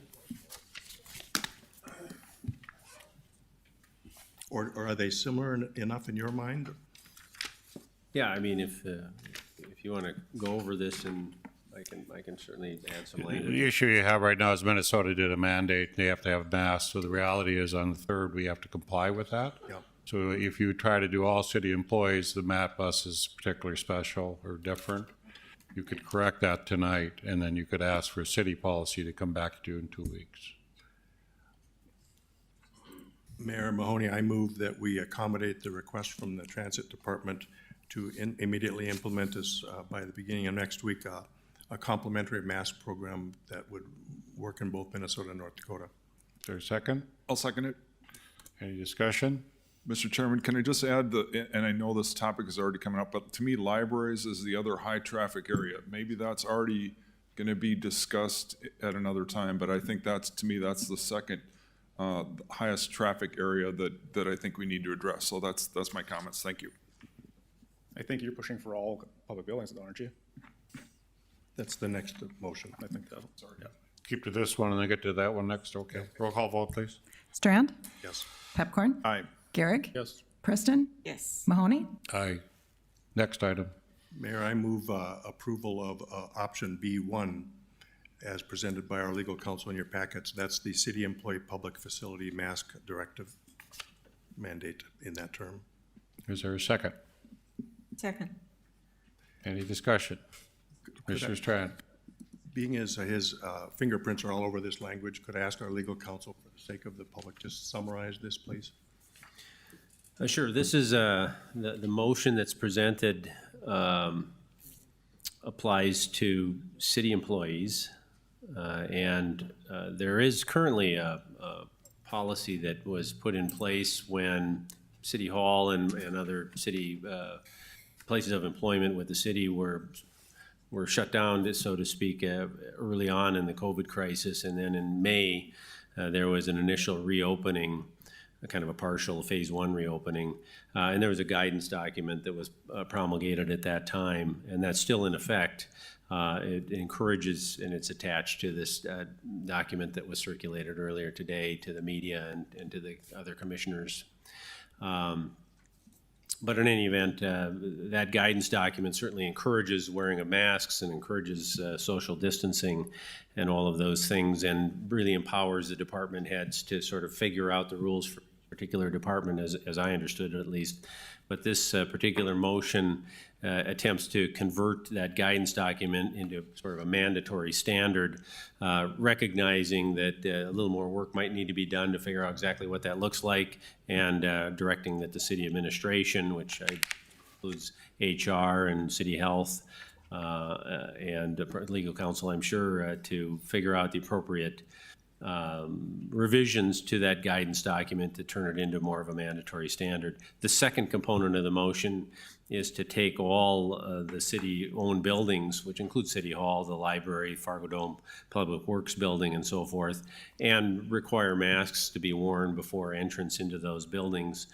But also it does authorize and direct the city administration to look into exactly how that policy would be implemented. And there certainly may need to be some exceptions for people that can't wear masks and so forth, and so we need to address some of those things. Relative to the library, you know, it does get to be as well, just to make sure that there's understanding as to what happens when somebody actually refuses to leave. They refuse to wear a mask and they refuse to leave, just like stores and retail outlets need to deal with that. The city will have to develop their protocol for that, which might include calling the police and asking for a trespass notice and things of that nature. So those things need to be thought through. This policy would initiate that process, set it as a standard, with certainly some follow-up that would be necessary. That might be a longer explanation than that was a lawyer's explanation. Commissioner Pepcorn. So, Mr. Chairman, I have a question on how this affects my real life, because that's when it gets all right down to it.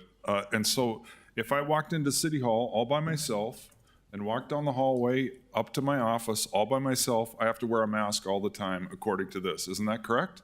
That's ridiculous. That's not benefiting anything, and that has nothing to do with anything other than us telling people how to live their lives. That is not what we should be doing.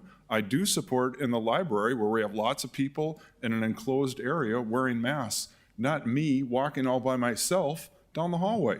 So that's the thing where we have to be very careful what we do, because otherwise you start doing stuff that you don't intend. So that's my comment. Thank you. Commissioner Gary. It actually makes sense, because look at us right now, right? We're talking into microphones without our face masks on because we're far enough apart. Am I going to wear a mask this entire 3-hour meeting? You know, I think it makes a lot of sense. So maybe we should put something in there that says when you can't social distance, then you wear the mask, right?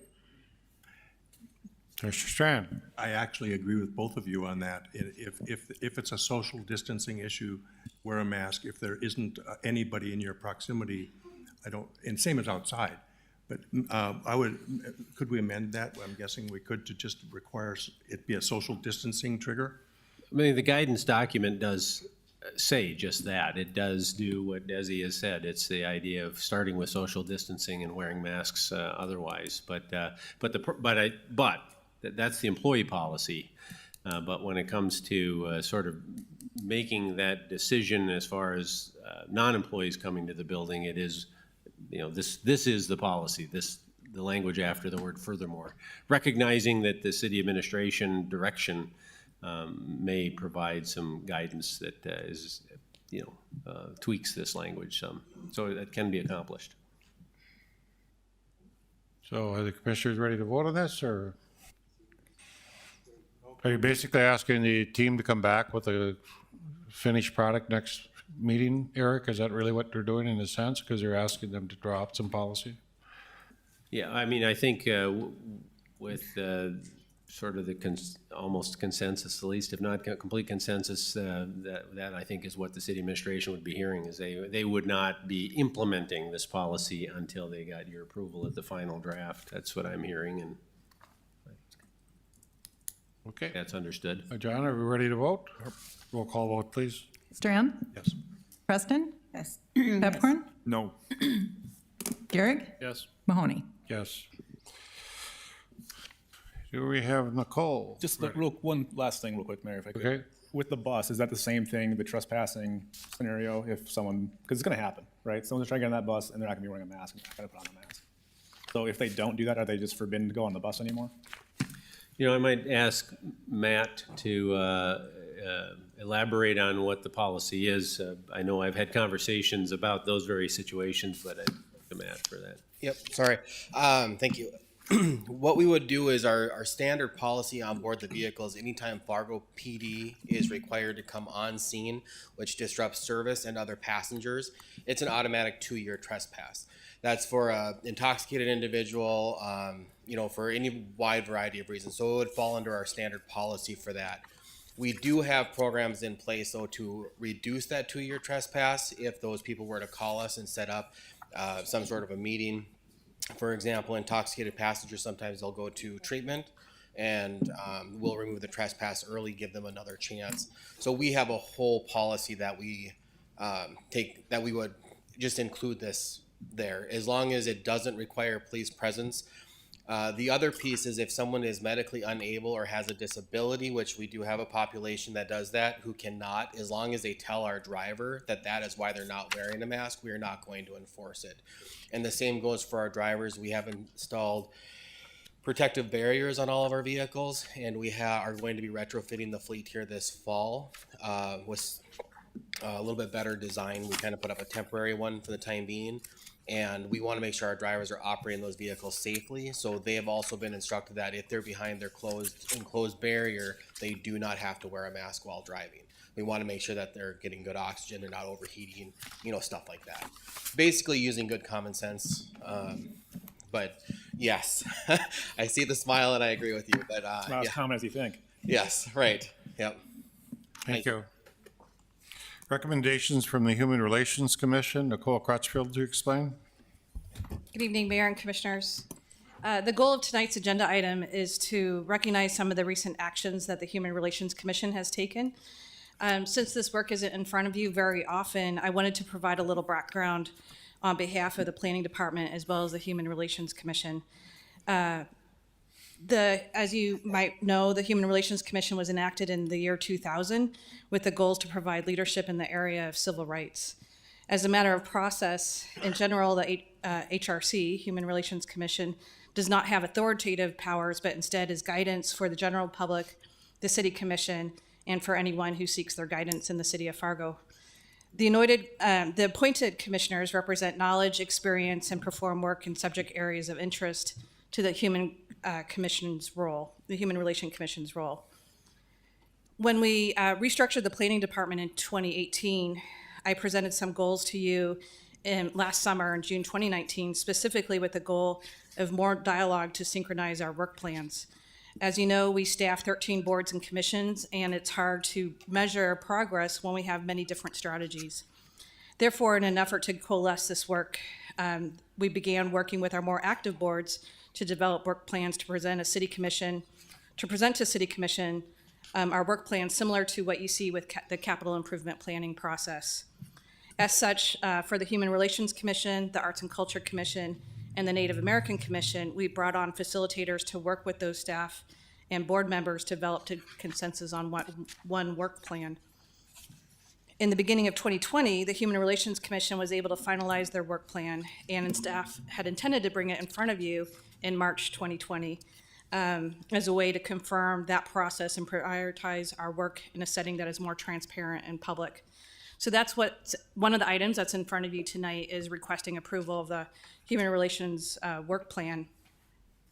Fast forward to today, we have two other recently taken actions by the Human Relations Commission besides our work plan. And this includes awareness of the Juneteenth holiday and the need for it to be recognized.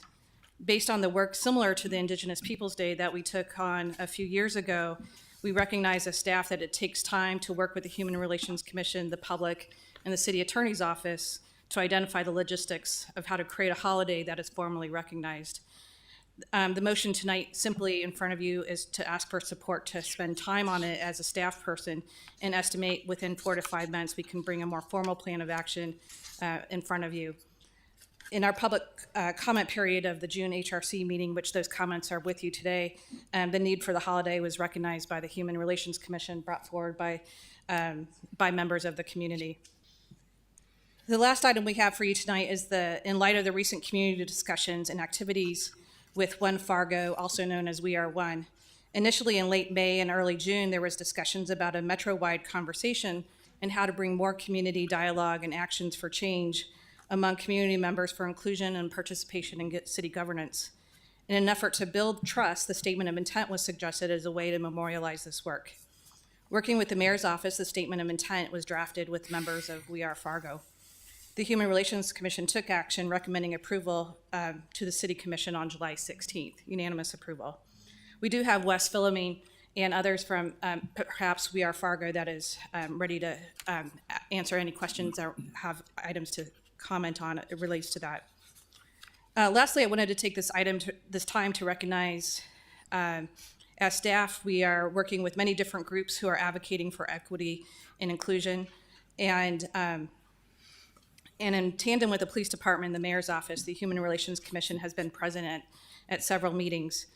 The conversation is complex, and there are many initiatives being discussed. In addition, there are members from the public, not part of either group, who want to be heard and participate in these discussions as well. The Human Relations Commission is actively developing more in-depth outreach and listening sessions as part of this work, and working on strategies so that more transparency is brought forward. For those that aren't within the city day-to-day structure and understanding how governance happens here with this participation at the city commission level, we are learning just how complicated the process can appear, and we're recognizing also the generational gaps in the works that our current sitting boards and commissions have. So that concludes my presentation. Wes might have something he'd like to add. I also wanted to recognize Cheryl Shoffley with the Human Relations Commission. She might want to raise her hand just to identify herself, and we'd be glad to answer any questions. So in front of you tonight, we have 3 different actions, and we can take them one by one or and together. Okay. Wes, do you want to make a statement? And Wes, back here at the other mic, please.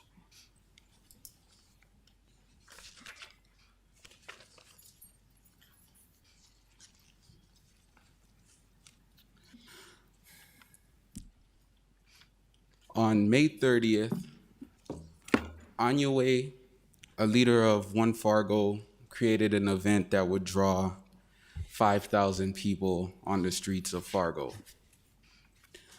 She would later create another event for a sit-in right here in this building.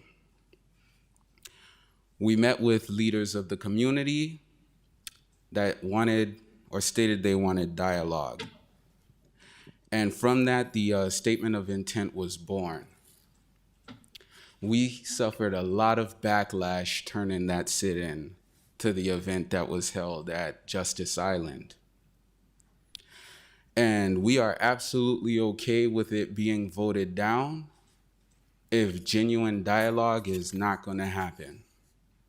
I came here to speak on it, and then hearing that and reading through the agenda to see that DC Renner would be voted in as interim chief without so much as any kind of public dialogue, without this being discussed or brought forth for members of the community to speak on. When I look in front of me, I don't see any diversity. When I look in front of me, I don't see people who can genuinely understand the impact of such decisions and how they will have on the people who look like me. And the fact that it wasn't open up for discussion says a lot about where we are as far as having this dialogue. I have communications here that shows DC Renner was in direct communication and received information from Osmundson on May 30th. DC Renner did not tell Osmundson to go home. DC Renner did not tell Osmundson that his actions were unauthorized. And now it is DC Renner who is going to take over in the interim as the police chief. Attorney General Wayne Stingham has now opened up an additional investigation, an investigation that we have no details on, no clarity, in which DC Renner could be implicated. So how can we make someone who could possibly be complicit in an active investigation interim chief is beyond me. Wes, Friday. this is really not the discussion. You were Sure. asked to speak to our contract. If you don't want to do It- that, it speaks DC towards- Renner is already a decision that's been made by this commission. And this is If you want to exactly speak this to is what Human this is Relations ex- Commission is doing, that's what you do.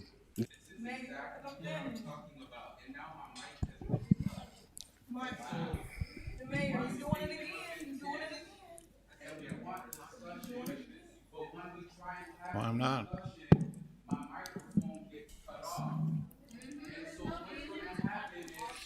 On Friday, when I was planning to leave here, I was going to schedule a rally so we could honor Chief Todd on his last day. And now I'm not only calling for a rally at Fargo Police Department on Friday for Chief. Why are we allowing this? It has nothing to do with the discussion at hand. We're at Human Relations Commission. If we want to talk about that, we'll talk about that. But if you want to talk about this, put it on the agenda. You have every right to put it on We're the not agenda. talking about Renner. If you want to talk about it, you have the right to do that. This is about dialogue. Then put it on the agenda. This is about dialogue. This is You have every right to do it. the statement of intent is about dialogue. This is not what we're talking about. It's about dialogue with the city. And so if you guys say you want me to sign a document and put my name on it and put our names on it saying we're gonna have dialogue, but the minute I try and speak, you cut my microphone off. Wes, this is not the appropriate place to have dialogue. The appropriate place is to come to meetings and have dialogue. This is not the appropriate place. We're talking about an agreement that you wanted to sign to get changed. Exactly. We just watched regarding the Soul company or whatever. These guys sat up here for almost 30 minutes. Everyone got to speak. This is a protest. And I talked for 2 minutes about a decision that directly impacts my livelihood and my mind. It was not what you're on the agenda for, Wes. People over property.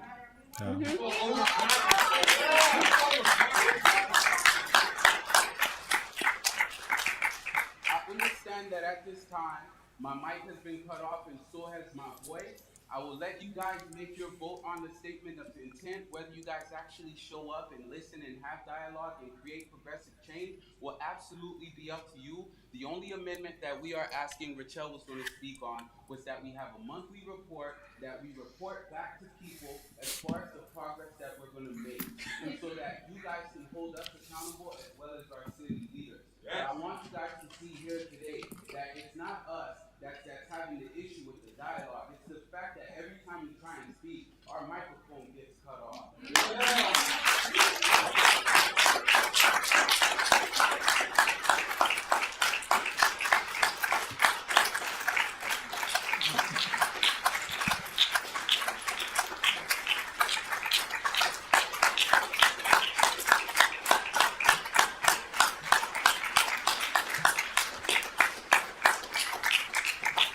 Mayor Mahoney, Yes. I would move the approval of the statement of intent with the recommended amendment of monthly reporting. I'll second it. Discussion? Yeah, Mr. Gary. a couple questions. So this is, I'm trying to get my mind around it. This is a private organization that we're partnering with in some way? I'm sorry, Commissioner Garrett, can you repeat This is that? a private organization that we're partnering with They're, outside of our own committees. yeah, I wouldn't even, they're a group, Okay. kind of similar to like a neighborhood association or, Have we made any other similar agreements with any other groups in the past? not that I'm aware of. Okay. How is this not covered under the Human Relations Commission? I think the concept is the metro-wide component. The fact that we have the two other mayors on there is what we're trying to get behind. To have it more of a metro-wide discussion. Some of the early days of these discussions included Mayor Dardis and Mayor Judd. We very much need our community partners with the other cities at the table as we talk about human relations. And, you know, when I was the head of, or when I was a liaison for the Human Relations Commission, I reached out to Moorhead and I tried to make it one group, right? I tried to do the same thing with West Fargo. I don't think they have a commission like this. So, we can reach out and do that now already. We can invite the other mayors and other commissioners to these meetings, and they're more than welcome to come. So I'm not understanding why we need this agreement. If we already have a Human Relations Commission, this is something we've never done with any other private organization, not Native Americans, not anything. So if it's outside the city purview, I don't see why we would make it a special exemption. Mr. Chairman, if I could say Mr. something. Preston. I think the most important part of this agreement are the questions that are posed. And the spreadsheet of 2 or 3 pages with those questions provide a framework for the dialogue or the discussion that needs to happen. I think the community discussion has swayed all over the place, and there's not been a real clear focus with it. In my mind, these questions would provide some kind of guidance for those, for that discussion. It would help move us off of this, I don't know what you would call it, where we can't seem to move forward. So that, in my mind, is the most important part of this. It's not necessarily the agreement with any particular group. It is the framework in that conversation. Any other comments? The purpose of this agreement is basically to have conversation and dialogue, not at city commission chambers, but at other meetings that people have throughout the month. The idea behind it is to work with the Human Relations Commission as well as the Planning Department and have meaningful dialogue. And the request of Wes, basically, when we started this discussion, was let's have some meaningful discussion. That doesn't always happen in the commission room. I'm sorry, Faith, it doesn't always happen here. It happens, it's hard, let me finish. It's hard work that people do. It's hard actions that people do. I'm not.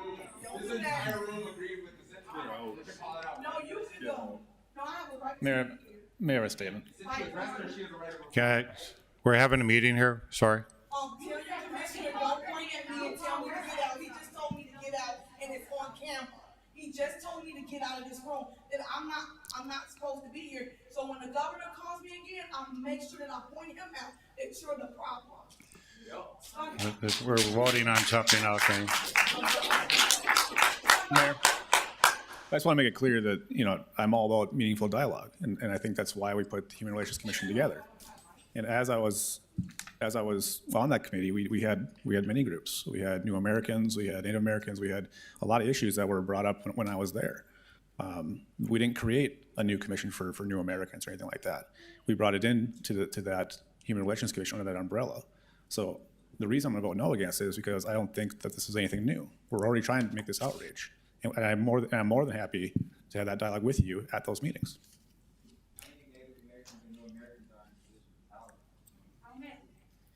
Mr. Chairman. This is an open dialogue, I'm sorry. Commissioner Preston. Just a reminder, this is coming as a recommendation from the Human Relations Commission. So, yeah, I think it started there, and we need to endorse it. Commissioner Strand. Thank you, Mayor. The tone in the room tonight gives testimony to the need for us to build trust with each other and to step up our dialogue. And North Dakota in 2020 is not the same as North Dakota ever before.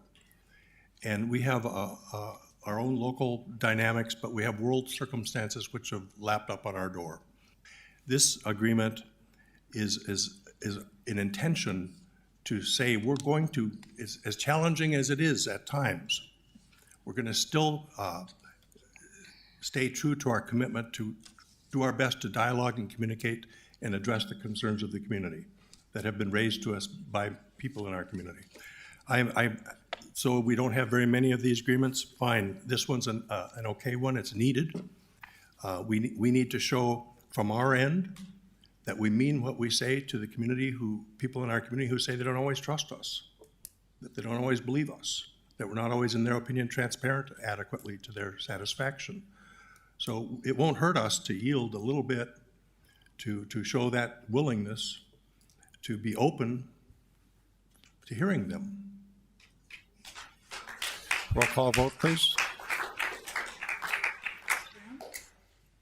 Darn micro. Strand? Yes. Can we wanna repeat the motion, please, Mr. Chair? It's to sign the agreement. It's the first action item is the accept recommendations. No, he's not recognized. He's not recognized. There's order. Mayor, there's an order to what we're doing. We're not having dialogue today. To accept the recommendation of the Human Relations Commission to approve the statement of intent to coordinate that we are one. Roll call vote, please. Strand? Yes. Preston? Yes. Garrick? No.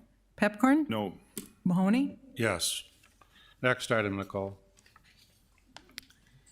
So we had the two other motions. One was to kind of assign staff to work on the Juneteenth holiday, to work with our the community members as well as the Human Relations Commission, and understand what it means to bring this into a national or a locally recognized holiday. And so that would be recommendation number 2, and then recommendation number 3 is the Human Relations Commission 2020 work plan. Do I have a motion? I'd move recommendation number 2. Of 2 or 3? 2. 2. Is there a second? Second. Any discussion? Roll call vote, please. Garrick? Yes. Preston? Yes. Pepcorn? No. Strand? Yes. Mahoney? Yes. Do I have a motion for item 3?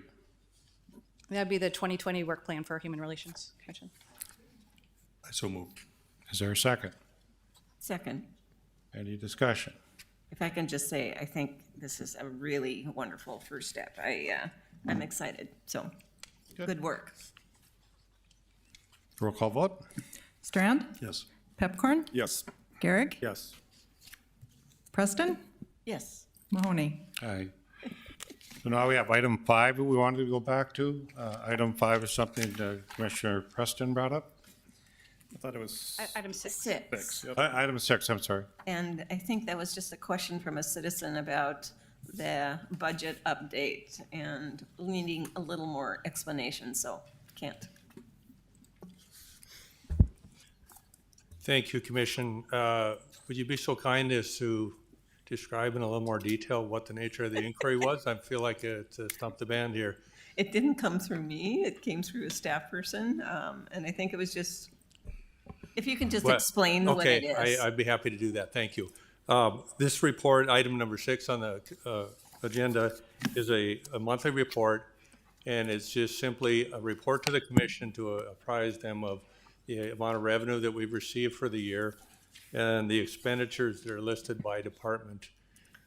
It's an informational item, and it's important that the city commission understand what revenues are coming in and what monies that are being expended.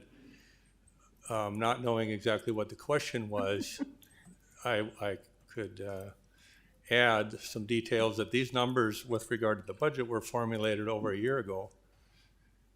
As we said in the mayor's budget, 2020 is a year like none other. And we've been briefed briefly on Friday with regard to the mayor's budget. And if you follow the report that's provided here, you're seeing the same messaging that we provided, that the budget team provided at the budget meeting on Friday. We're seeing some lag in revenues. We're very open and transparent about that. We know where the lag is coming from. It's coming from our state aids, it's coming from our sales tax, it's coming from our highway funds that are received as pass-through grants. So with regard to that, this is a mid-year report, and also with regard to how we do our budget for 2021, we do make some mid-year corrections, if you will, and they are listed on page 197 of your budget book. You might want to take a look at that because there's several revenue lines that are showing that we are recommending that they be reduced and readjusted. And so what you're seeing right here is evidence of changes in economic conditions from last year about this time to the current year. We're optimistic that sales tax revenues, local sales tax revenues have rebounded. we're experiencing about a 9% increase in sales tax. So people are spending money and they're shopping online and they're also visiting retailers in the community. So again, I'm bouncing around a little bit because I don't really know what the question is. But the issue of the report is to apprise the commission. She's okay. She's okay. I think unless somebody, whoever it was that requested it, I don't even know who it was, so I'm Okay. sure it's fine, Ken. Okay, That's thank you. sufficient. Item 25. Do we need to vote on that? Oh, yes, wait, it was just a report. Move to receive and file. Is there a second? Second. Roll call vote, please. Is this on number 6? Number 6. It's Garrick and Preston. Garrick, Yes. Preston, Yes. Strand, Yes. Pepcorn, Aye. Mahoney. Aye. Item 25, direct the city attorney to work with the police department to draft city ordinance related to fighting. I think Ma- Ross Renner is going to explain this one. Yeah, Mr. Chairman, if I can just address, the reason I pulled this off is we've been having some conversations about downtown and some of the issues with homeless individuals, and that's when this topic came up, and I'd be real concerned about adding another ordinance, which would probably just be a rotating door for using the jail, and don't want to see that happen. So I wanted to hear a little bit of background as to why this is being proposed at this point. Mayor, Commissioners, it's probably appropriate for me to give you a little bit of background on our current city ordinance that applies to fighting and how it applies to the enforcement of those ordinances by the police officers that are on the street. Currently, right now, the city ordinance that this would be charged under is what's called disorderly conduct. And part of that ordinance requires annoyance, alarming behavior, or harassment. So as we look at that, obviously fighting in public is probably, most times for many people, it would meet those categories very easily. But because police officers, by case law, have a higher threshold of being annoyed, alarmed, or harassed, we're not necessarily able to be a witness or a victim in those cases, which is problematic for prosecution. So really what happens now is an officer could be driving down the street and anywhere in the city, downtown or anywhere, see two people fighting, and their ability to take enforcement action really isn't there, because the prosecution of those cases where it is only an officer that witnesses and we don't have a victim or a witness to support those charges is they don't get prosecuted and they're not successful in court. So in those cases, what really happens is we become referees, where we have two people that are intoxicated who decide to fight. It's mutual combat. We don't have really any other ordinance to deal with those individuals other than to send them on their way. And as we send them on their way, we also find that as they travel further, they also engage in other fighting behavior as well. So really what this does, it allows the officer that makes these observations, just like many other laws that are on the books right now, to be the witness in the case for prosecution. So without a change in ordinance, we really can't do much about people fighting in our presence. Mr. Chairman, if I could just ask, so Commissioner Preston. where does de-escalation come in that calculation?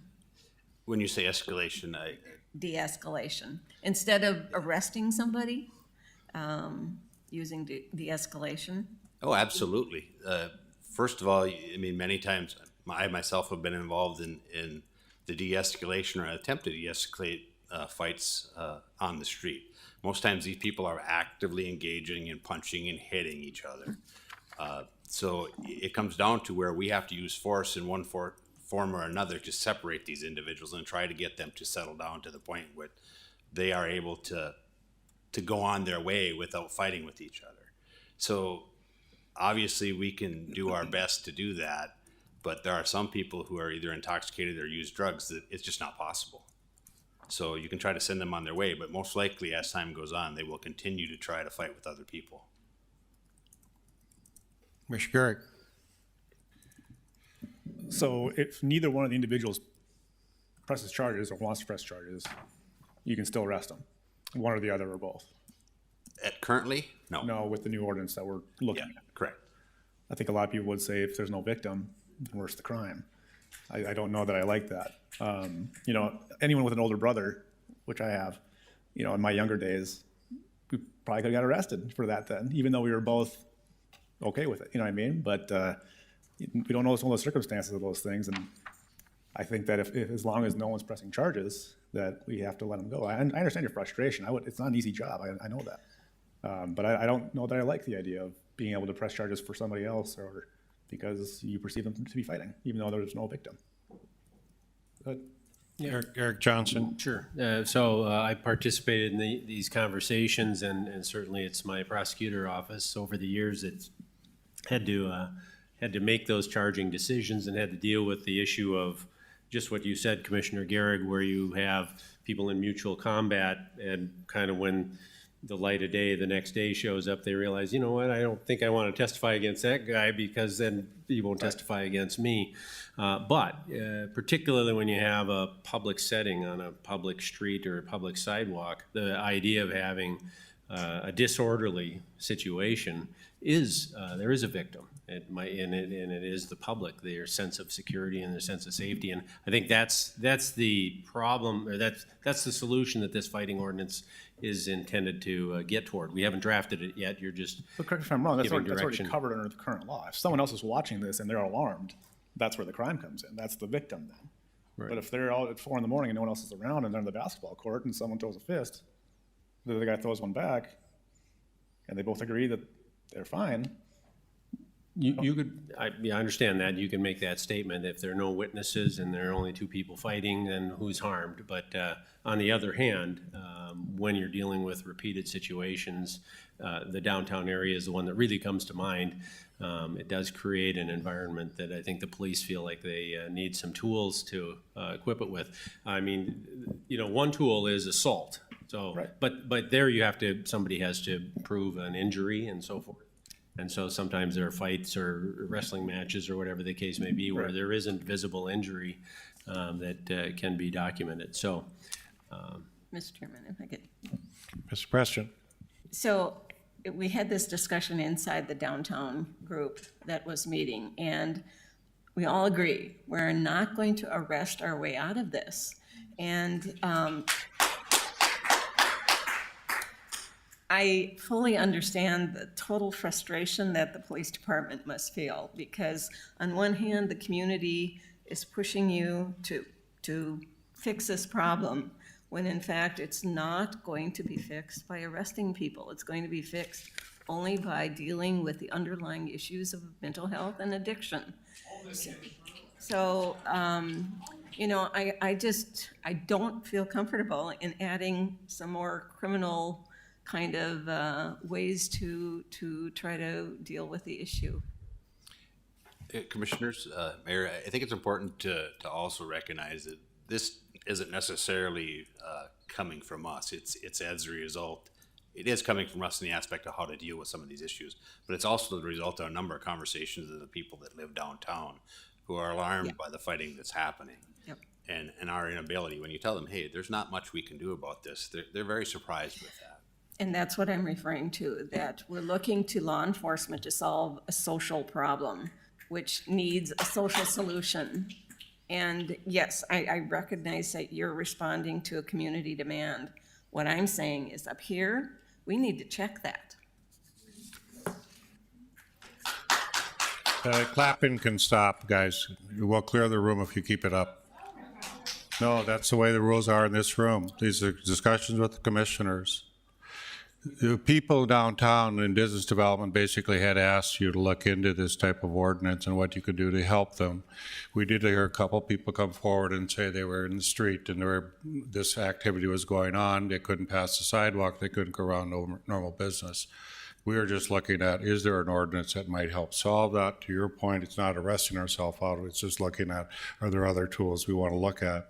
We're not passing any ordinance tonight. We're just looking into the issue. So that was the request of the downtown business owners to the police department. Commissioner Strand. Thank you, Mayor. I'm curious if somebody could tell me, what is the accepted standard in most communities for approaching this type of a situation?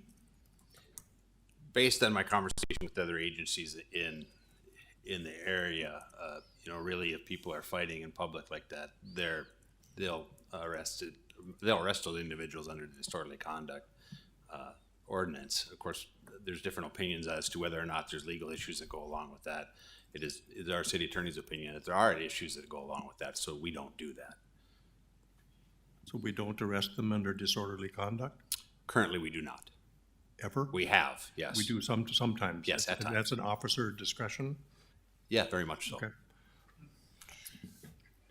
Any other discussion? Do I have a motion?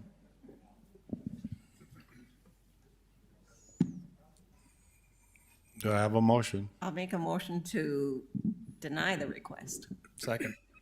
Second. Any further discussion? Roll call vote, please. Preston?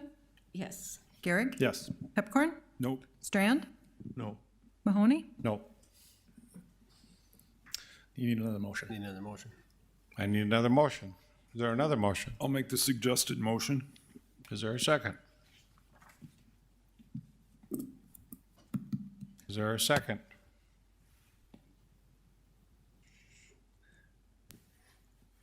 You can give up the gavel. Hand the gavel to the, Excuse me? you could hand the gavel, if you want to make a second, you can hand the gavel to the deputy mayor for the purposes of making a second. I second. Dave, you're the mayor now. Figuratively. Discussion. Any further discussion? John Strand. Mr. Chairman, here's what I would like is more information, a white paper or something giving me a bigger, broader perspective of the nuances and the circumstances we're talking about. This here was on our consent agenda, and now it's off our consent agenda. And I'd like to learn more about everything from everybody involved, examples and citations of what other cities do, what works, what doesn't work. I'm not sure who to vet that with, but That's what the idea of the motion is, for them to explore that and bring that back to you. You didn't ask the mayor. Oh, sorry, Mr. Mayor. As the chair, Greg, would you mind just getting up and talking a little bit? I don't want to put you on the spotlight, but Put on discussions you're having, and right when now, don't they? Right now, Greg. But only at invitation. You can place items on the agenda to be put You on know, public. I don't know who the downtown people are that are asking for a fighting ordinance. I think what people downtown are asking for is, right now, it's mostly an intoxication problem. We do not arrest people or cite people if I can take a fifth of whiskey and walk up and down the street and it's perfectly okay. And that's what's happening. That's what's leading to fights. That's what's leading to loitering, panhandling. And right now, there is no enforcement of basic good conduct downtown. And so this needs to be more than just about fighting. I have sympathy for the police because I'll go out, I'll make a call, they'll come, and they tell me their hands are tied. They can't issue citations for disorderly conduct. They can't issue a citation for public intoxication. They can't issue a citation for an open container. At the very best, what they will do is take the bottle and dump it out. And that's on a good day. And so I think you need to have a discussion about much more than fighting. Fighting doesn't seem to be the big issue. It's just anything goes. And my contention is that, and this has been it for 30 years, I don't ask anything for downtown that isn't okay in any other neighborhood. I'm pretty sure I cannot go to 17th Avenue South in a nice neighborhood and sit in their front yard and drink and pee in their porch and eat my dinner on their porch. The police would come and I would be gone. Downtown, that's not the case. You can sit on my porch, you can pee in my entryway, you can drink in front of my store, you can panhandle people, and it stands. It's not and I know that we need to address homelessness. We need to have we finally opened the library Thank God you're asking them to wear a mask when they go in. But that's our homeless shelter, and it's got to be a much bigger discussion than a couple guys fighting on the corner. That's a result of our inattention to everything else. And all I'm asking is, think about where you live and what you would allow, and that's what we need downtown. And so go ahead and consider this, but it's kind of not the biggest problem. We have bigger problems we need to address. Commissioner Gehrig? Yeah, John, I was going to talk to John here. If you approve what they're asking, I'm sure that you can get back up at that point. Like the mayor said, this is just for them to draft an ordinance to it. We can always vote no against that draft, and we can get more information, at that time. Have the draft ordinance, have the background information at the same time, and then it's all together. If you want to move forward with it. Go ahead. Thank you very much, Mr. Mayor. I'm just going to say this real briefly here, and I don't want this to get lost. The interim chief, Deputy Chief Renner, just came up here and said that, as a matter of course, they don't arrest people for a disorderly conduct because of a city attorney's opinion. And then he said that sometimes that does happen. And then he said it's on the officer's discretion. So which policy is it? Are they arresting people or are they not arresting people? And who are they arresting? When you're looking at, as Commissioner Strand suggested, information as to this, I would very much love that be presented to the city. And it also include demographic information, because what the deputy chief just said is that they're violating the city's own policy. When people are talking about we can't trust the police, that's exactly what we're talking about. He said 3 different things at the same time. I mean, I'm gonna leave it because I said my piece. Thank you very much. I do appreciate that. Next, please. Mr. Mayor, Commissioners, I would just like to say I've lived in my home for over 40 years. My kids used to ride bike to school. They used to play in the yard. It was a very safe neighborhood. In the last 6 years, there's been 7 murders within 8 blocks of my house. I don't like what's going on. I support the police. All of my friends, my acquaintances, my professional as well as veterans group, when I talked to individuals who are the majority in this community, they don't just like our police, they love our police. Same with the sheriff's department. So yeah, I am not kidding. I will support, along with most of the residents in this community, anything that can help our police defend us and provide a safe living area. Thank you. Thank you. All right, we have Call the question. We have a motion and a second. And any other comments? Otherwise, I'm sorry, what is the motion? To proceed with the study on the. I'll read the motion just so we are clear. Please don't interrupt us, okay? Move to direct the city attorney and police department to work together to draft an ordinance related to fighting as proposed. Any other comments? Otherwise, roll call, please. Mr. Chairman. Point of clarification. Yes, I'm sorry, Commissioner Strand. Call the question, John. It was called the Call question.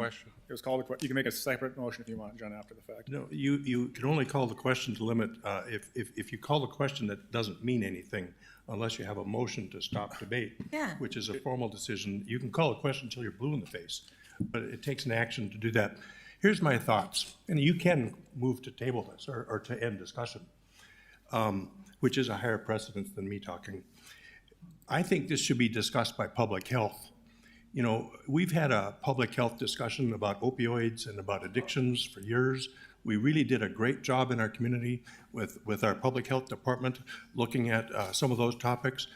It's no secret in our town that we have a really big issue with other addictions and with behavioral health and public health and alcohol and drugs and treatment and versus incarceration. This is a way bigger topic than this sentence.